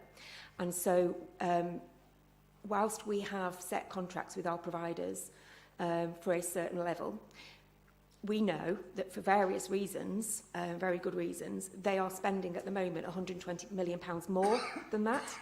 And that is part of what we're accountable for. So it almost goes beyond that. We are actually spending more than we're giving providers, and we're accountable for that. So we've got to impact on the spend levels.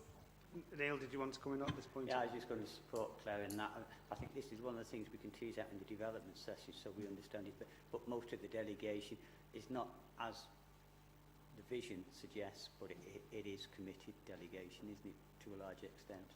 And then the pool budget arrangements and the sections will come through when those variations take place. So I think it's a stage one in a progression, isn't it? Yeah, thank you. Okay, if we go to there's four issues for on the recommendations. Note the content of the report, support the revised financial plan, approve the high-level budgets for 23-24, and approve the proposed split for budget control purposes. Are people comfortable at supporting those recommendations? Yeah, thank you. And if we could go on to...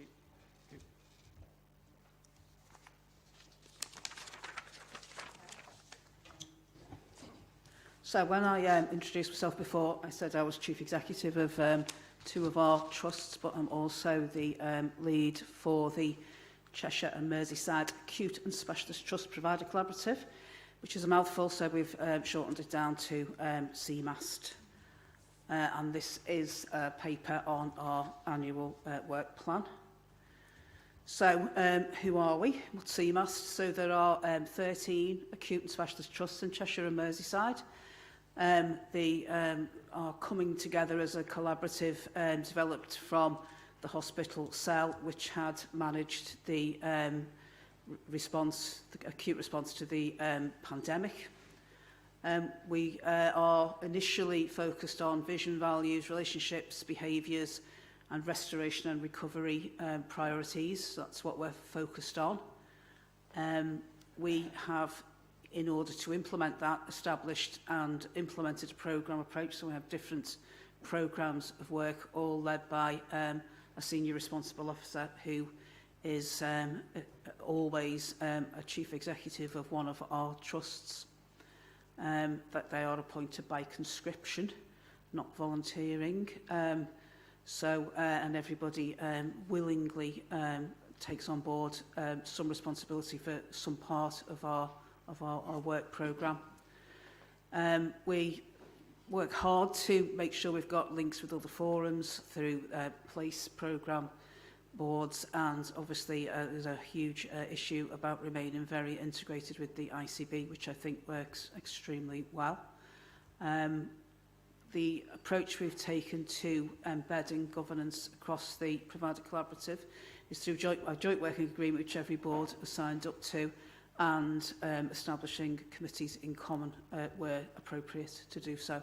So we've probably not had a terribly difficult decision to make, but we've got the mechanisms should that become necessary at some point as we go forward that everyone has signed up to, each individual board. So there are obviously 42 different provider collaboratives for acute, well, more than 42, some places have more than one. But there's nine provider collaboratives have been chosen as innovator sites, and Cheshire and Merseyside in the former CMAST is one of those innovator provider collaboratives.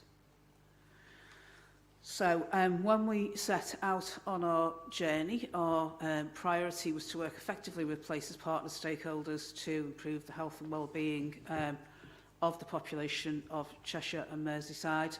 And, you know, reducing health inequalities is a big one, and one of the reasons why I'm so interested in all these metrics on population demographics. It's important that we're cited on that kind of thing. But we also, you know, in more practical terms, want to improve access to services and improve health outcomes. We want to stabilise fragile services because of our workforce crisis affecting all of the NHS. Obviously, that manifests itself on our patch as well, and some services do indeed become fragile, and we need to be cognizant of which ones they are and what we can do to support them. We need to improve pathways. The very fact that we've got 13 different trusts can make very convoluted and complex pathways at times, and we need to make sure those pathways are optimised because that's better for outcomes and better from the point of view of efficiency of use of resource without, you know, remove duplication. Crucial that we support the well-being of our staff, and also we participate with the likes of Chris in developing more robust workforce plans, and we recognise our role absolutely in attempting to achieve financial sustainability. So that's what determines what we choose to invest our time into, and these are the programmes that we are currently focused on. So we've got 5 really major programmes taking place, 3 of which are about delivery, and they are to actually deliver on elective recovery, so the whole backlog which came from the pandemic, and get back to much more where we were before the pandemic occurred.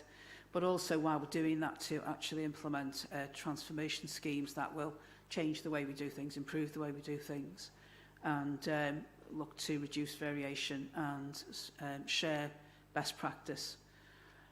Clinical pathways, this goes back to my comments about fragile services and the need for pathways to be optimised. And then diagnostics, which obviously, of course, from a patient journey point of view, you know, you're not going to be able to optimise the elective recovery without the diagnostic part of that pathway working as efficiently as it can. And there are lots of issues with capacity and supply and demand in diagnostics that we're working very hard on. To support those delivery work streams, we've also got some enabling work streams. So finance efficiency and value. This is particularly looking at, if we do things together, can we do them more efficiently and at less cost? So typically back office type functions. And secondly, workforce, of course, if we haven't got the right workforce, then delivering on all of these things becomes much more compromised. So lots of programmes going on, and I'll go into each of the programmes in a little bit more detail. So we've produced this annual work plan. Why did we do it? Well, we did it because we want to give clarity around what we are setting out to achieve as a collaborative, a group of partners, and to ensure that all our external partners, including the ICB, and this is why we're here today, are fully engaged and informed about what it is we're trying to achieve. And we seek other opportunities in other forums to be able to share what we're trying to deliver upon. So the plan itself summarises, who we are, who our members are, what our approach is, our structure and priorities. It goes into what we've achieved so far, which has been alluded to, but which I won't go into terribly much. It's there to read, but lots of things were achieved in the past year, but what we're looking forward to now is this year and what we are expecting to deliver in 23-24, and to be really clear about what the scope and delivery and metrics are for each programme. So being very, very precise about what it is we're trying to achieve, and then what our next steps will be. And, all of this will be constantly under review as different things happen and circumstances change, but this is what we're intending at the moment. So, if we turn to elective recovery and transformation, I'm not going to go through all of those metrics. The point really of showing all of that is to say there are very precise things that we're trying to achieve, and that will be monitoring our collective performance against. And our track record in our brief previous history has been generally when we've set out to achieve something, we actually do. So they're all of the metrics that we've given ourselves, obviously with the encouragement of the some of the national ambitions and indeed the system level ambitions around where we want to be. So that whole list of very precise things will be what we are monitoring our performance and the performance of all of our members against in order to deliver on all of those aspirations.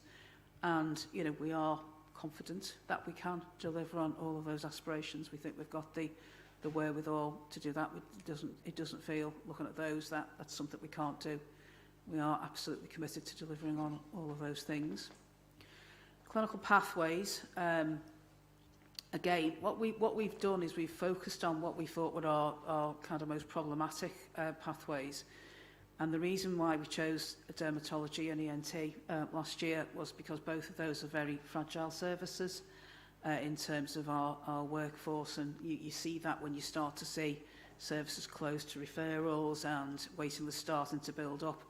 So we've done a lot of work on those two specialties to try and stabilise them, change the pathways, make them more efficient, and better share the resources that are available across the ICB patch. Other specialties have come together. Again, we've done a lot of work on orthopaedics as well, because they've got particularly long wait lists. It's not fragile, but they're long waiters, and done a lot of work to improve waiting times in orthopaedics. So our commitment is to implement all clinically led improvements and optimisation initiatives, and we have absolutely excellent clinical engagement across all of our work programmes. And we will be identifying future priorities and targeting at least 2 more specialties in 23-24, and probably taken the same kind of approach, which is where have we got the really biggest, longest waits, and where we think there isn't a ready-made solution to that problem. So to work together right across the whole of the ICB to try and get the best use we can of the resources we've got to make give the best position for patients to be treated.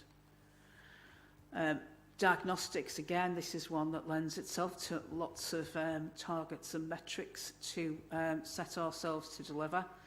So, huge pieces of work going on in all the various diagnostic modalities to achieve, if you think about all the different things that would encompass, and many, many different departments involved in pulling all this together to make sure that we achieve all of those things right across the board. Every trust and every modality is a huge piece of work, but again, we've got the commitment and the wherewithal to be able to expect to deliver on some of that stuff. These are not wildly aspirational things that we don't think we can actually deliver on, so we're serious about achieving all of these things.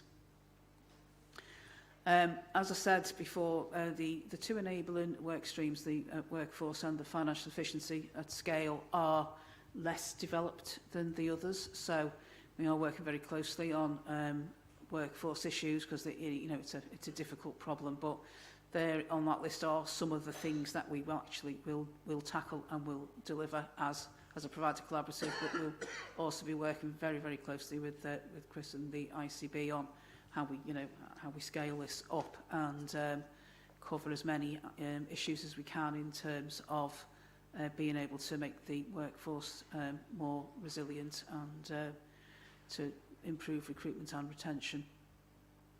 So finance and efficiency at scale.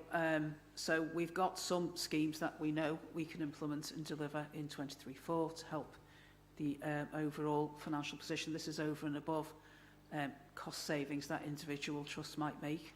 So there are things we know that we can do together that will at least achieve some of these things, but that is a relatively underdeveloped programme, and we need to make that much more ambitious going forward, and that's certainly what we're working on at the moment. So that's it. So just a quick counter through what we're about. Thanks, Raj. Thanks, Anne.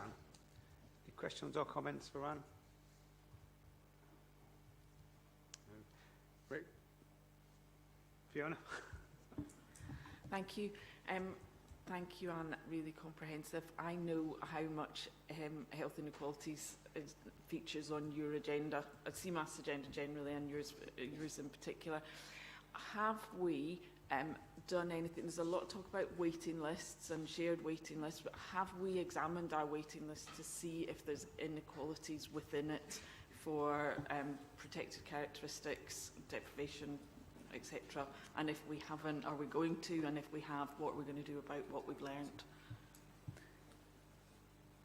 Whoever wants to answer it, I'll answer a bit of it, and then Rowan can answer the rest of it.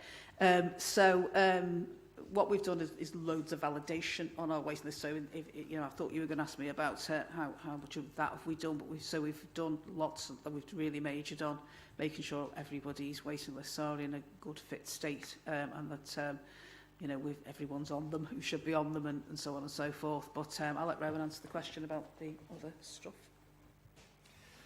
Thanks. So as part of the broader intelligence into action piece that we have putting our hearts and souls into, working with all of our trusts now, we're getting data feeds about what is sitting on their waiting list.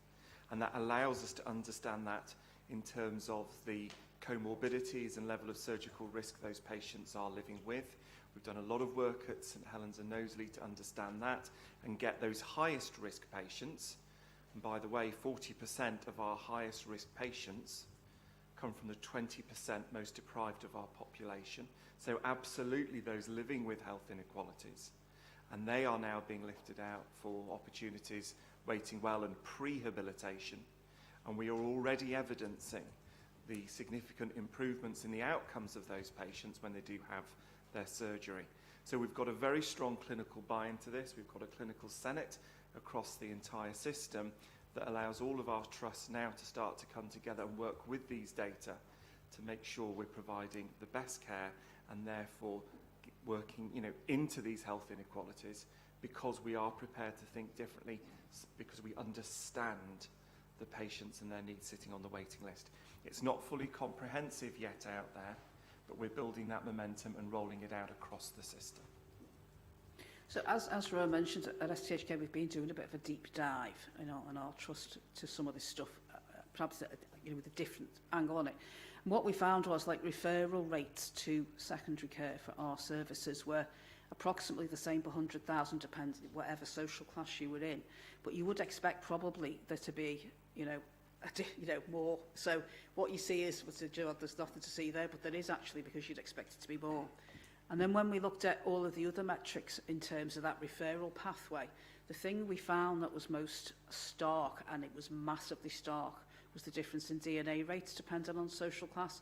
So the problem with that is that, you know, you've got that cohort of patients that, you know, won't turn up for the appointments, and with the consequences of that sometimes with, depending on how trusts operate DNA policies, you know, may then get referred back to the GP eventually, or, you know, whatever.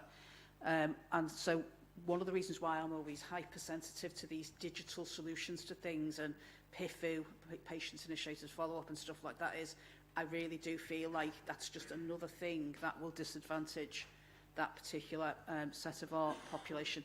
And the same thing applies when you look at the age mix. We looked at the age mix as well.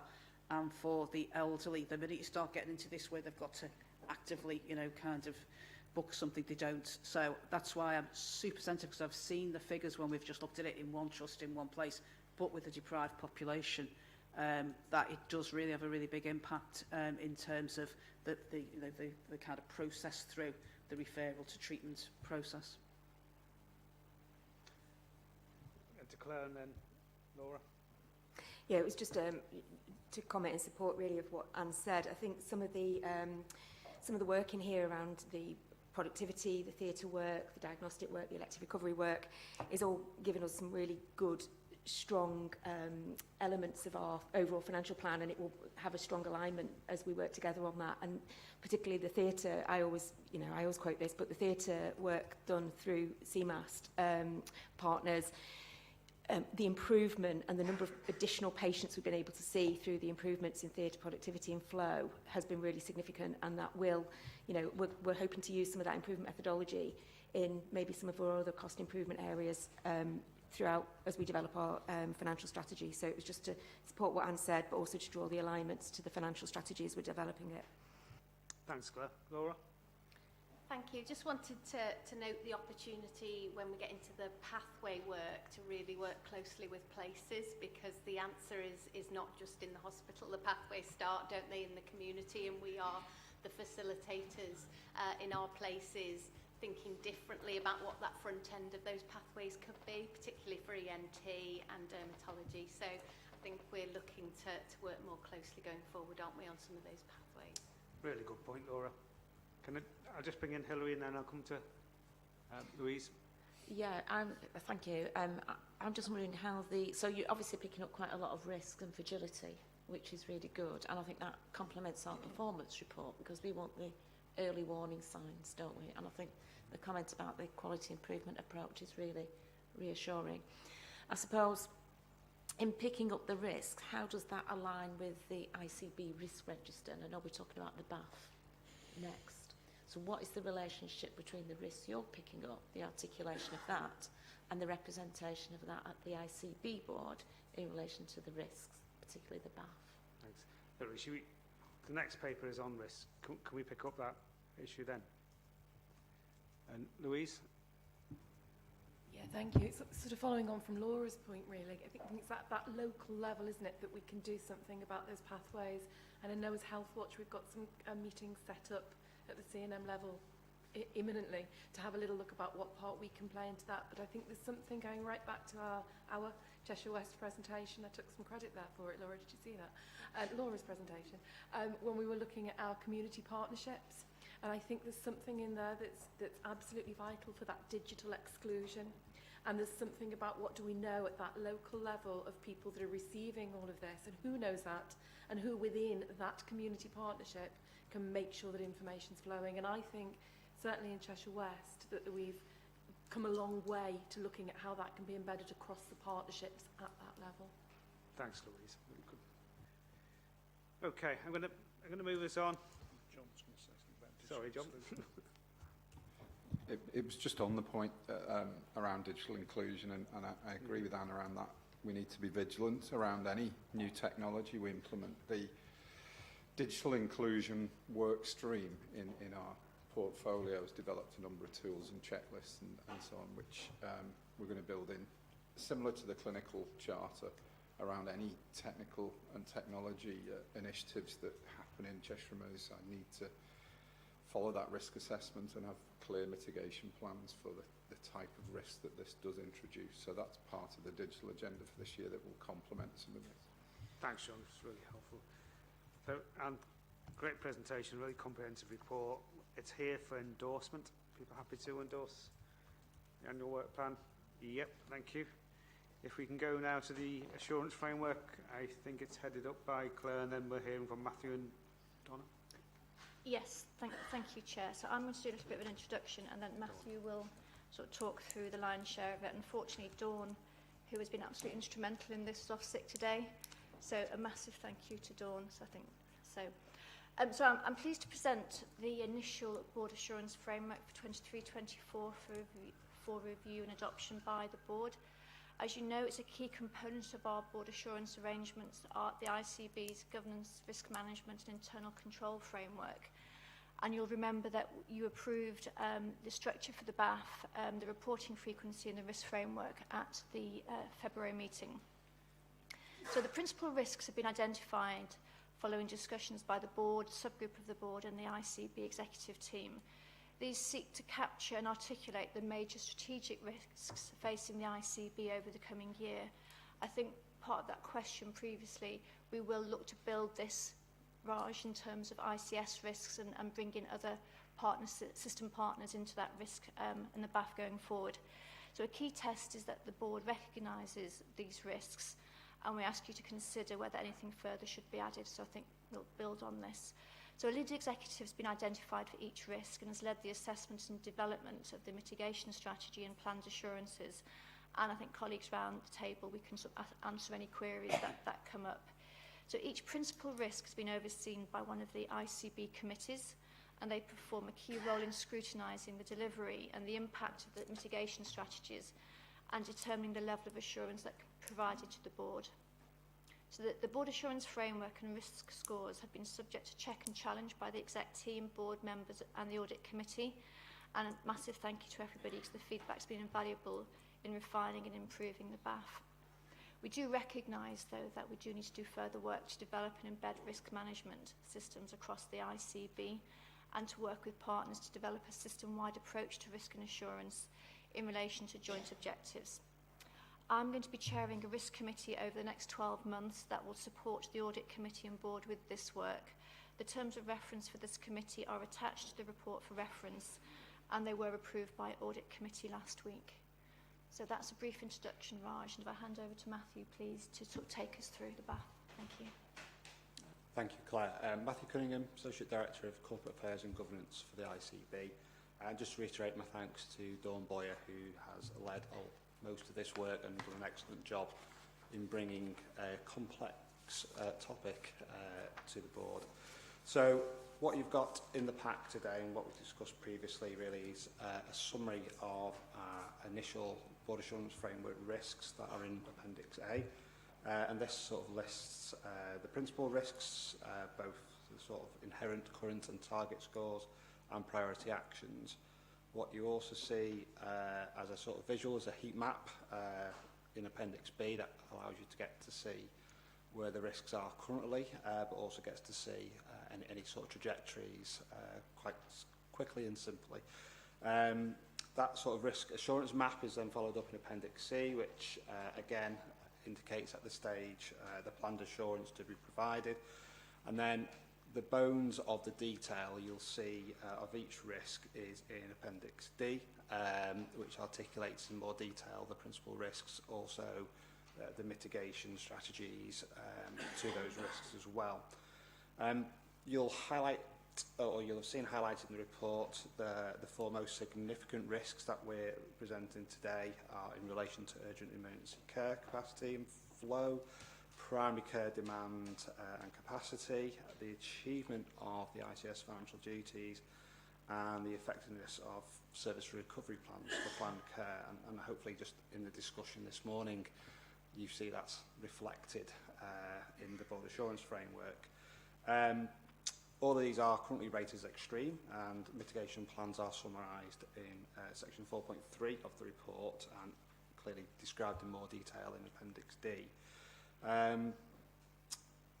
This is the sort of initial BAF for 2023-24, and we recognise it is an iterative process. The current sort of focus is the priority on strengthening and implementing the controls around risk management to reduce, in effect, the levels of risk.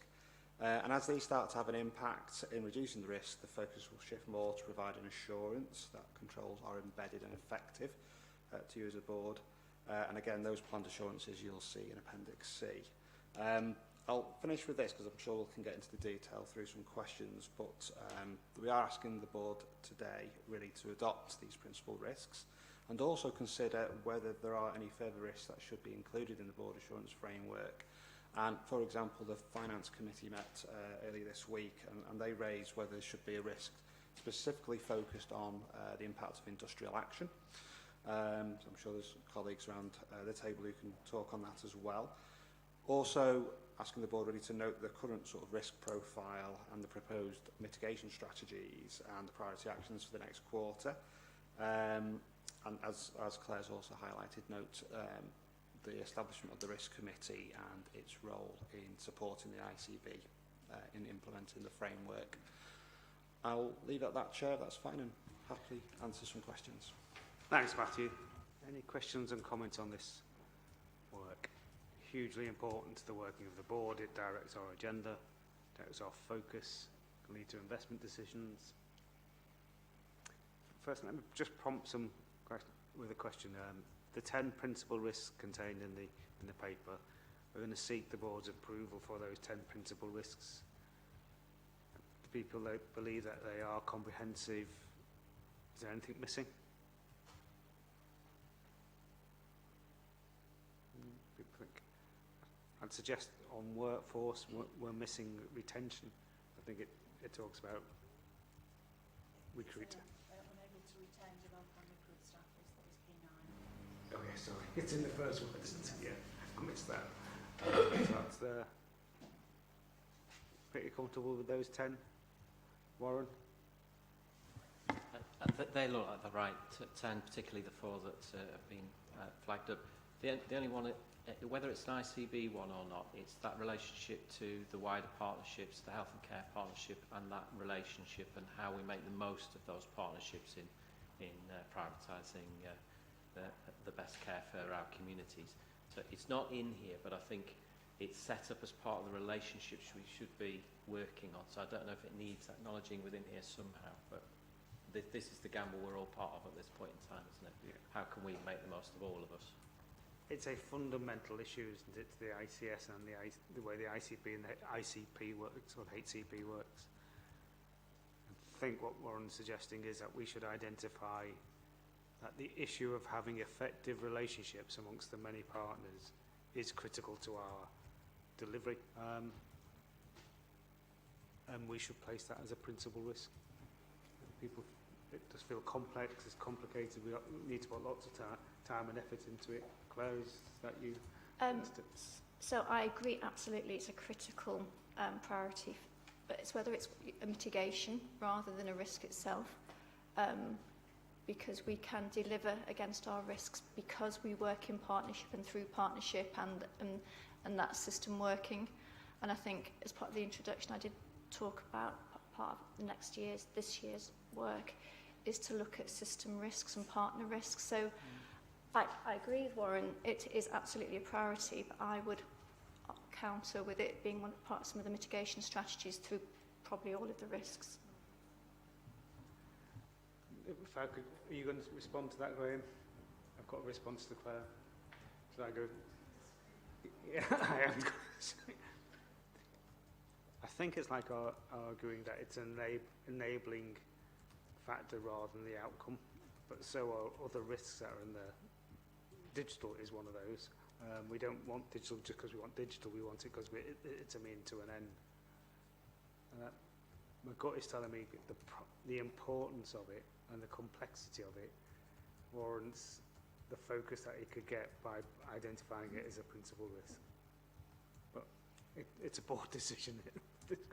Graham? I think, direct the question slightly differently, and I would say, can we be assured that the relevant committee have considered that risk, and can we be assured that they have appropriately rated that risk? Because I think you're right, we should consider it, but my intuitive feel, sitting here today, is it wouldn't make it through to the board because it currently wouldn't make the threshold to be reported to the board. So, i.e., it is currently working either sufficiently well or it is sufficiently mitigated that it wouldn't make it here in front of the board. Okay. But you need to be assured that it's been considered. And will that go through the new risk committee? Is that where this will be discussed? Yeah, we do that sort of, I can't think, yeah, we do that work. But I think also maybe if you look at P10, I think that potentially is broad enough. And it does talk about the ICS as opposed to the ICB. So I think that could cover off maybe Warren's queries. But I do think the mitigations are absolutely, for all the risks, are about partnership working. Okay, I'm comfortable with that way forward. Can I raise a separate and Sure, let me just bring in Joe and I'll come back to you, Graham. It's just whether or not we consider a risk as risk of loss of reputation, which is not uncommon in organisations. When you lose reputation, it's very, very hard to regain it. That might be confidence of the public, it might be our clinicians, it might be the ICP, but it's a good way to potentially capture some of those more complicated to describe type drivers. I've seen it in lots of other boards of this type. Yeah. Warren? Sorry to come back. I agree with Graham and Claire and Joe. I think the previous iteration of this structure, the STP, was undermined by its failure to live up to that partnership and caused failings in how this partnership operated. I think it's the easiest way, though, for not considering the risks around partnership in Cheshire and Merseyside in particular is the greatest threat to how this operates at this board. And we've seen that that's impacted on Cheshire and Merseyside in the past. So I do agree it is the greatest mitigation across all the other 10 areas, as Claire says, but it has been the downfall of this predecessor boards before. Thank you. Any other comments on this? Very sorry, Graham. I want to go back to Hillary's question that she asked under the last item. And I think I know the answer to this, but I want to ask a leading question. Have we reviewed the BAF of every organisation that is part of the Cheshire and Mersey ICB? So, for instance, have we seen what's the top risk on St Helens and Knowsley's risk register? Have we seen what's the top risk on the Southport and Ormskirk risk register? Have we seen the top risk on the East Cheshire risk register? Which the top risk register in a place or an organisation may not make the threshold to come here to the board, but I want to be assured that we have reviewed those so that we've got this kind of bottom-up process in checking. So the answer is yes, we have looked, bearing that they do change. They've not necessarily informed the top 10 that have come here, but there's a lot of similarities in terms of what they're there. But again, I will take away another action to make sure that's a continual sort of exercise, that we continue to see that what our partners are having as their highest risks, and also other organisations like the local authorities as well. Thanks, Matthew. Any other questions, comments? Gary? just in terms of equal partnerships and the risk to the voluntary community faith sector of not being able to be thriving and robust, to be able to support the overall objectives of reducing health inequalities. If you're going to look at all the trusts' risk registers, can you look at ours too? Yeah, really good point. It's quite hard to do, isn't it? Oh, absolutely. But you get my point. Absolutely. It's a really important point. I think perhaps with Warren, could we figure out how we can review that? Thank you. Any other questions? No comments? So before we go to approval, I'm going to try and summarise what I think the major comments have been. I'm going to suggest that we look to the newly established risk committee to look at partnership risk and reputational risk to understand whether they should appear as principal risks, and then at what level are those principal risks. So your next risk committee, risk committee will happen when? June. June. So in July, board will hear the outcome of that. Yep. And then there's the complicated question, Matthew, for you about ensuring that we have appropriate sight and taking appropriate notice of the risks in risk registers or BAFs of our organisations, all our partners across the ICS. I'm just going to highlight the voluntary faith sector as being one of those key partners. Subject to those, the paper is seeking your approval. Comfortable to approve this? Thank you. So, Claire? Yeah, thank 75. you. Yes.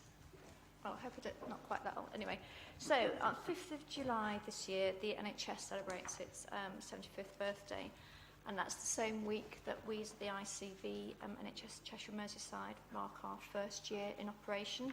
So I think it's an opportunity to reflect on achievements, innovation and progress, looking backwards but also looking forwards.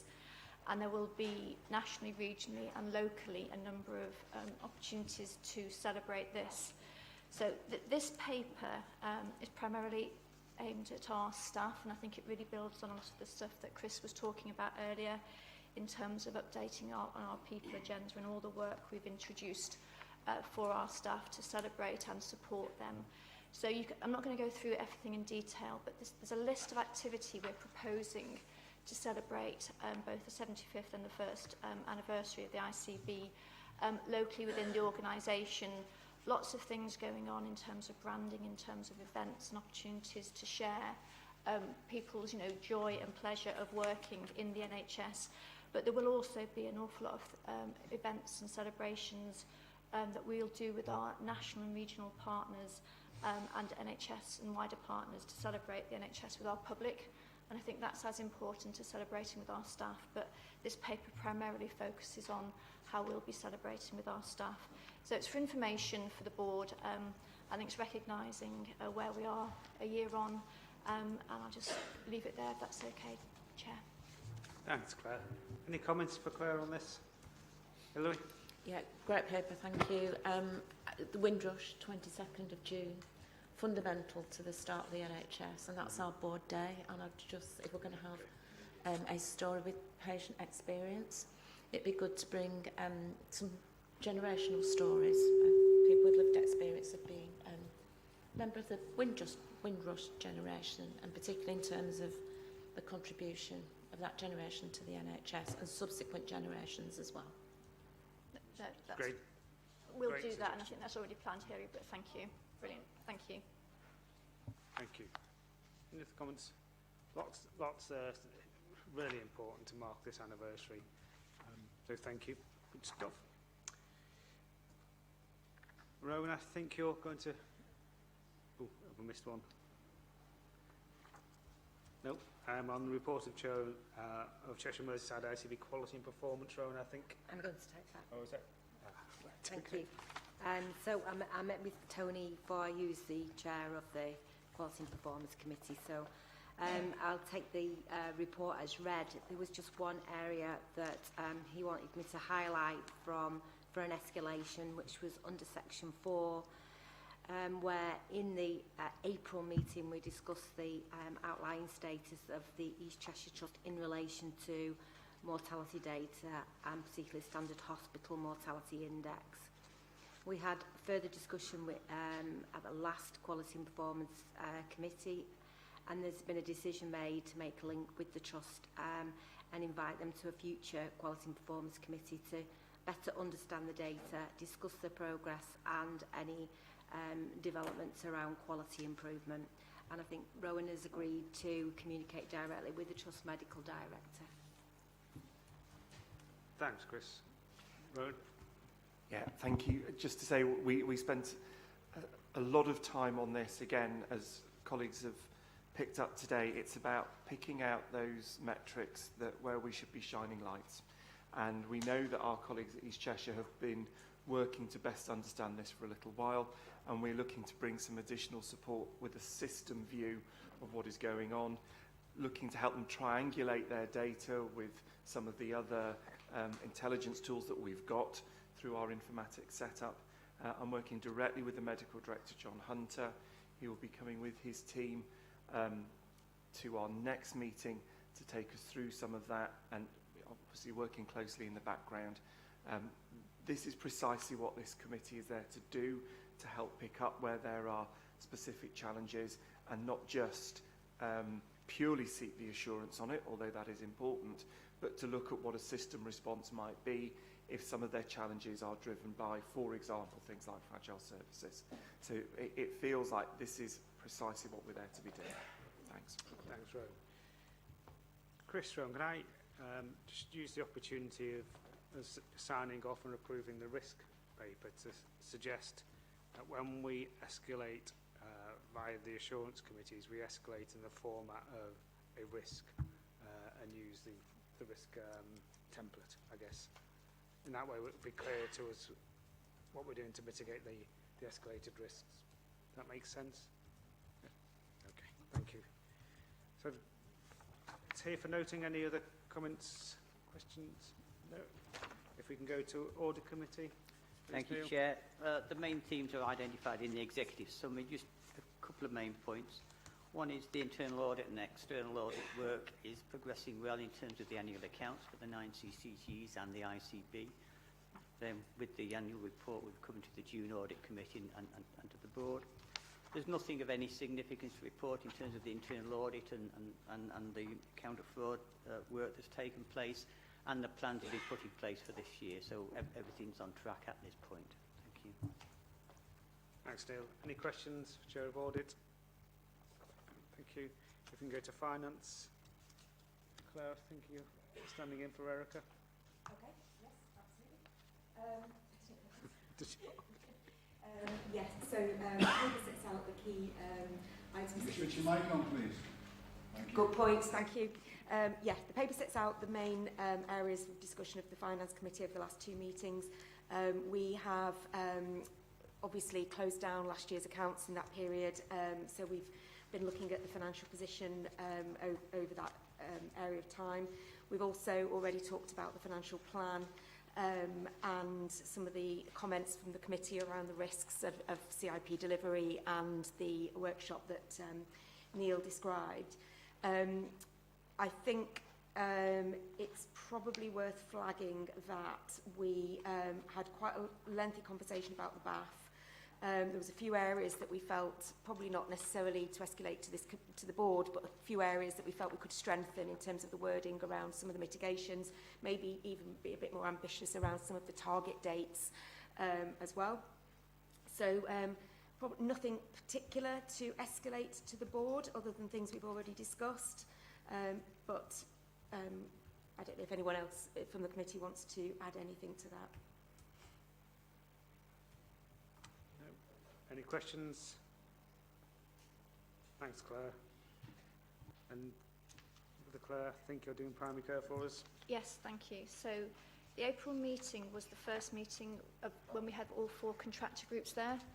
So obviously having taken on responsibility for dental and optometry from the 1st of April. So we now have representatives from each of the local representative committees sitting around the table. So It's actually quite an extensive membership now, but a really good meeting, so thanks for everyone. So you can see in the notes of the meeting some of the items we went through. We had a verbal update on the review of minor ailment schemes across the ICB. We also reviewed the operating model between corporate and place, which seems to be working well. We also have an update at every meeting from one of the place directors on behalf of place. So they escalate sort of good practice and any escalation issues that sit within the responsibility of the System Primary Care Committee.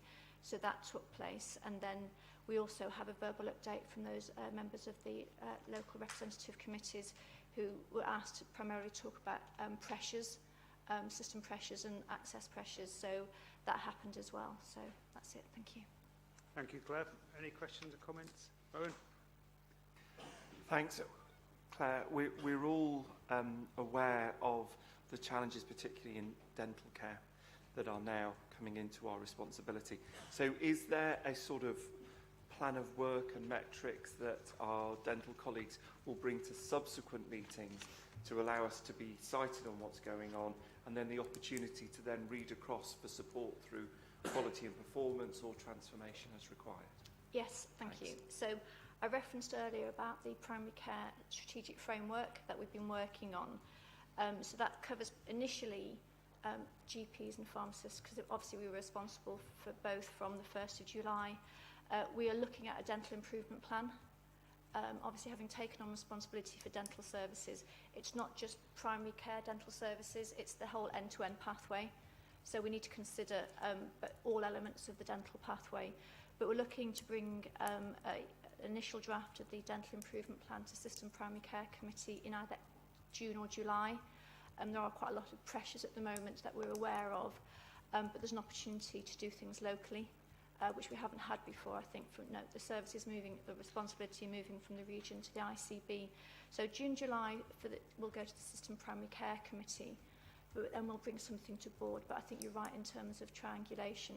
It isn't just about access, it's about the whole transformation of the service, and we're working closely with partners, including those from the university and colleagues from Health Education England who've moved into NHS England and the ICB to look at what opportunities we've got to develop access and hubs and sort of training opportunities. Thank you, Claire. Moving on, so next next report is actually from me for the Women's Services Committee. You can see the paper in front of you, but I'm going to highlight two things. Firstly is the discussion that happened on the key indicator set that the committee requires to make sure that it is fully cited on all the issues and risks that are arising out of the clinical issues that have been identified happening on the Crown Street site, and we have now got the data sharing permissions in place that enable us to see the totality of what happens to a woman when not only is she treated at the Crown Street site or where she's subsequently treated, for example, at the Royal Liverpool site. That's an important ingredient in the work of the committee. But the most significant and most time-consuming element of the committee was spent on the engagement of the with public. That conversation was very ably assisted by Sarah, I think, from Healthwatch. Sarah, who was very, very challenging of committee members as we were talking about how we were going to engage members of the public and, of course, patients and staff. And the net conclusion was we've got a lot more work to do and a lot more engagement to happen with members of the public, patients and staff to understand how we do that really well. So that was the net summation. That was a summation of where we got to. So that is probably the single most significant work stream for us in this work, because we recognise the importance of women's services of the Crown Street site to members of the public and our patients. Happy to take any questions on this. No. Louise? Just where within this it's sort of explicit about the fact, I think it was mentioned at the last board, forgive me, I'm trying to remember when, around other areas where this impacts. So, for example, for Cheshire West or Cheshire East, maybe more Cheshire West residents, given that that's my neck of the woods and that's where we are today, how the changes there are going to impact residents in other areas. And I'm just not seeing the strength of that coming through yet. So the terms of reference and the working of the committee isn't just about Liverpool services, it's about Cheshire and Merseyside.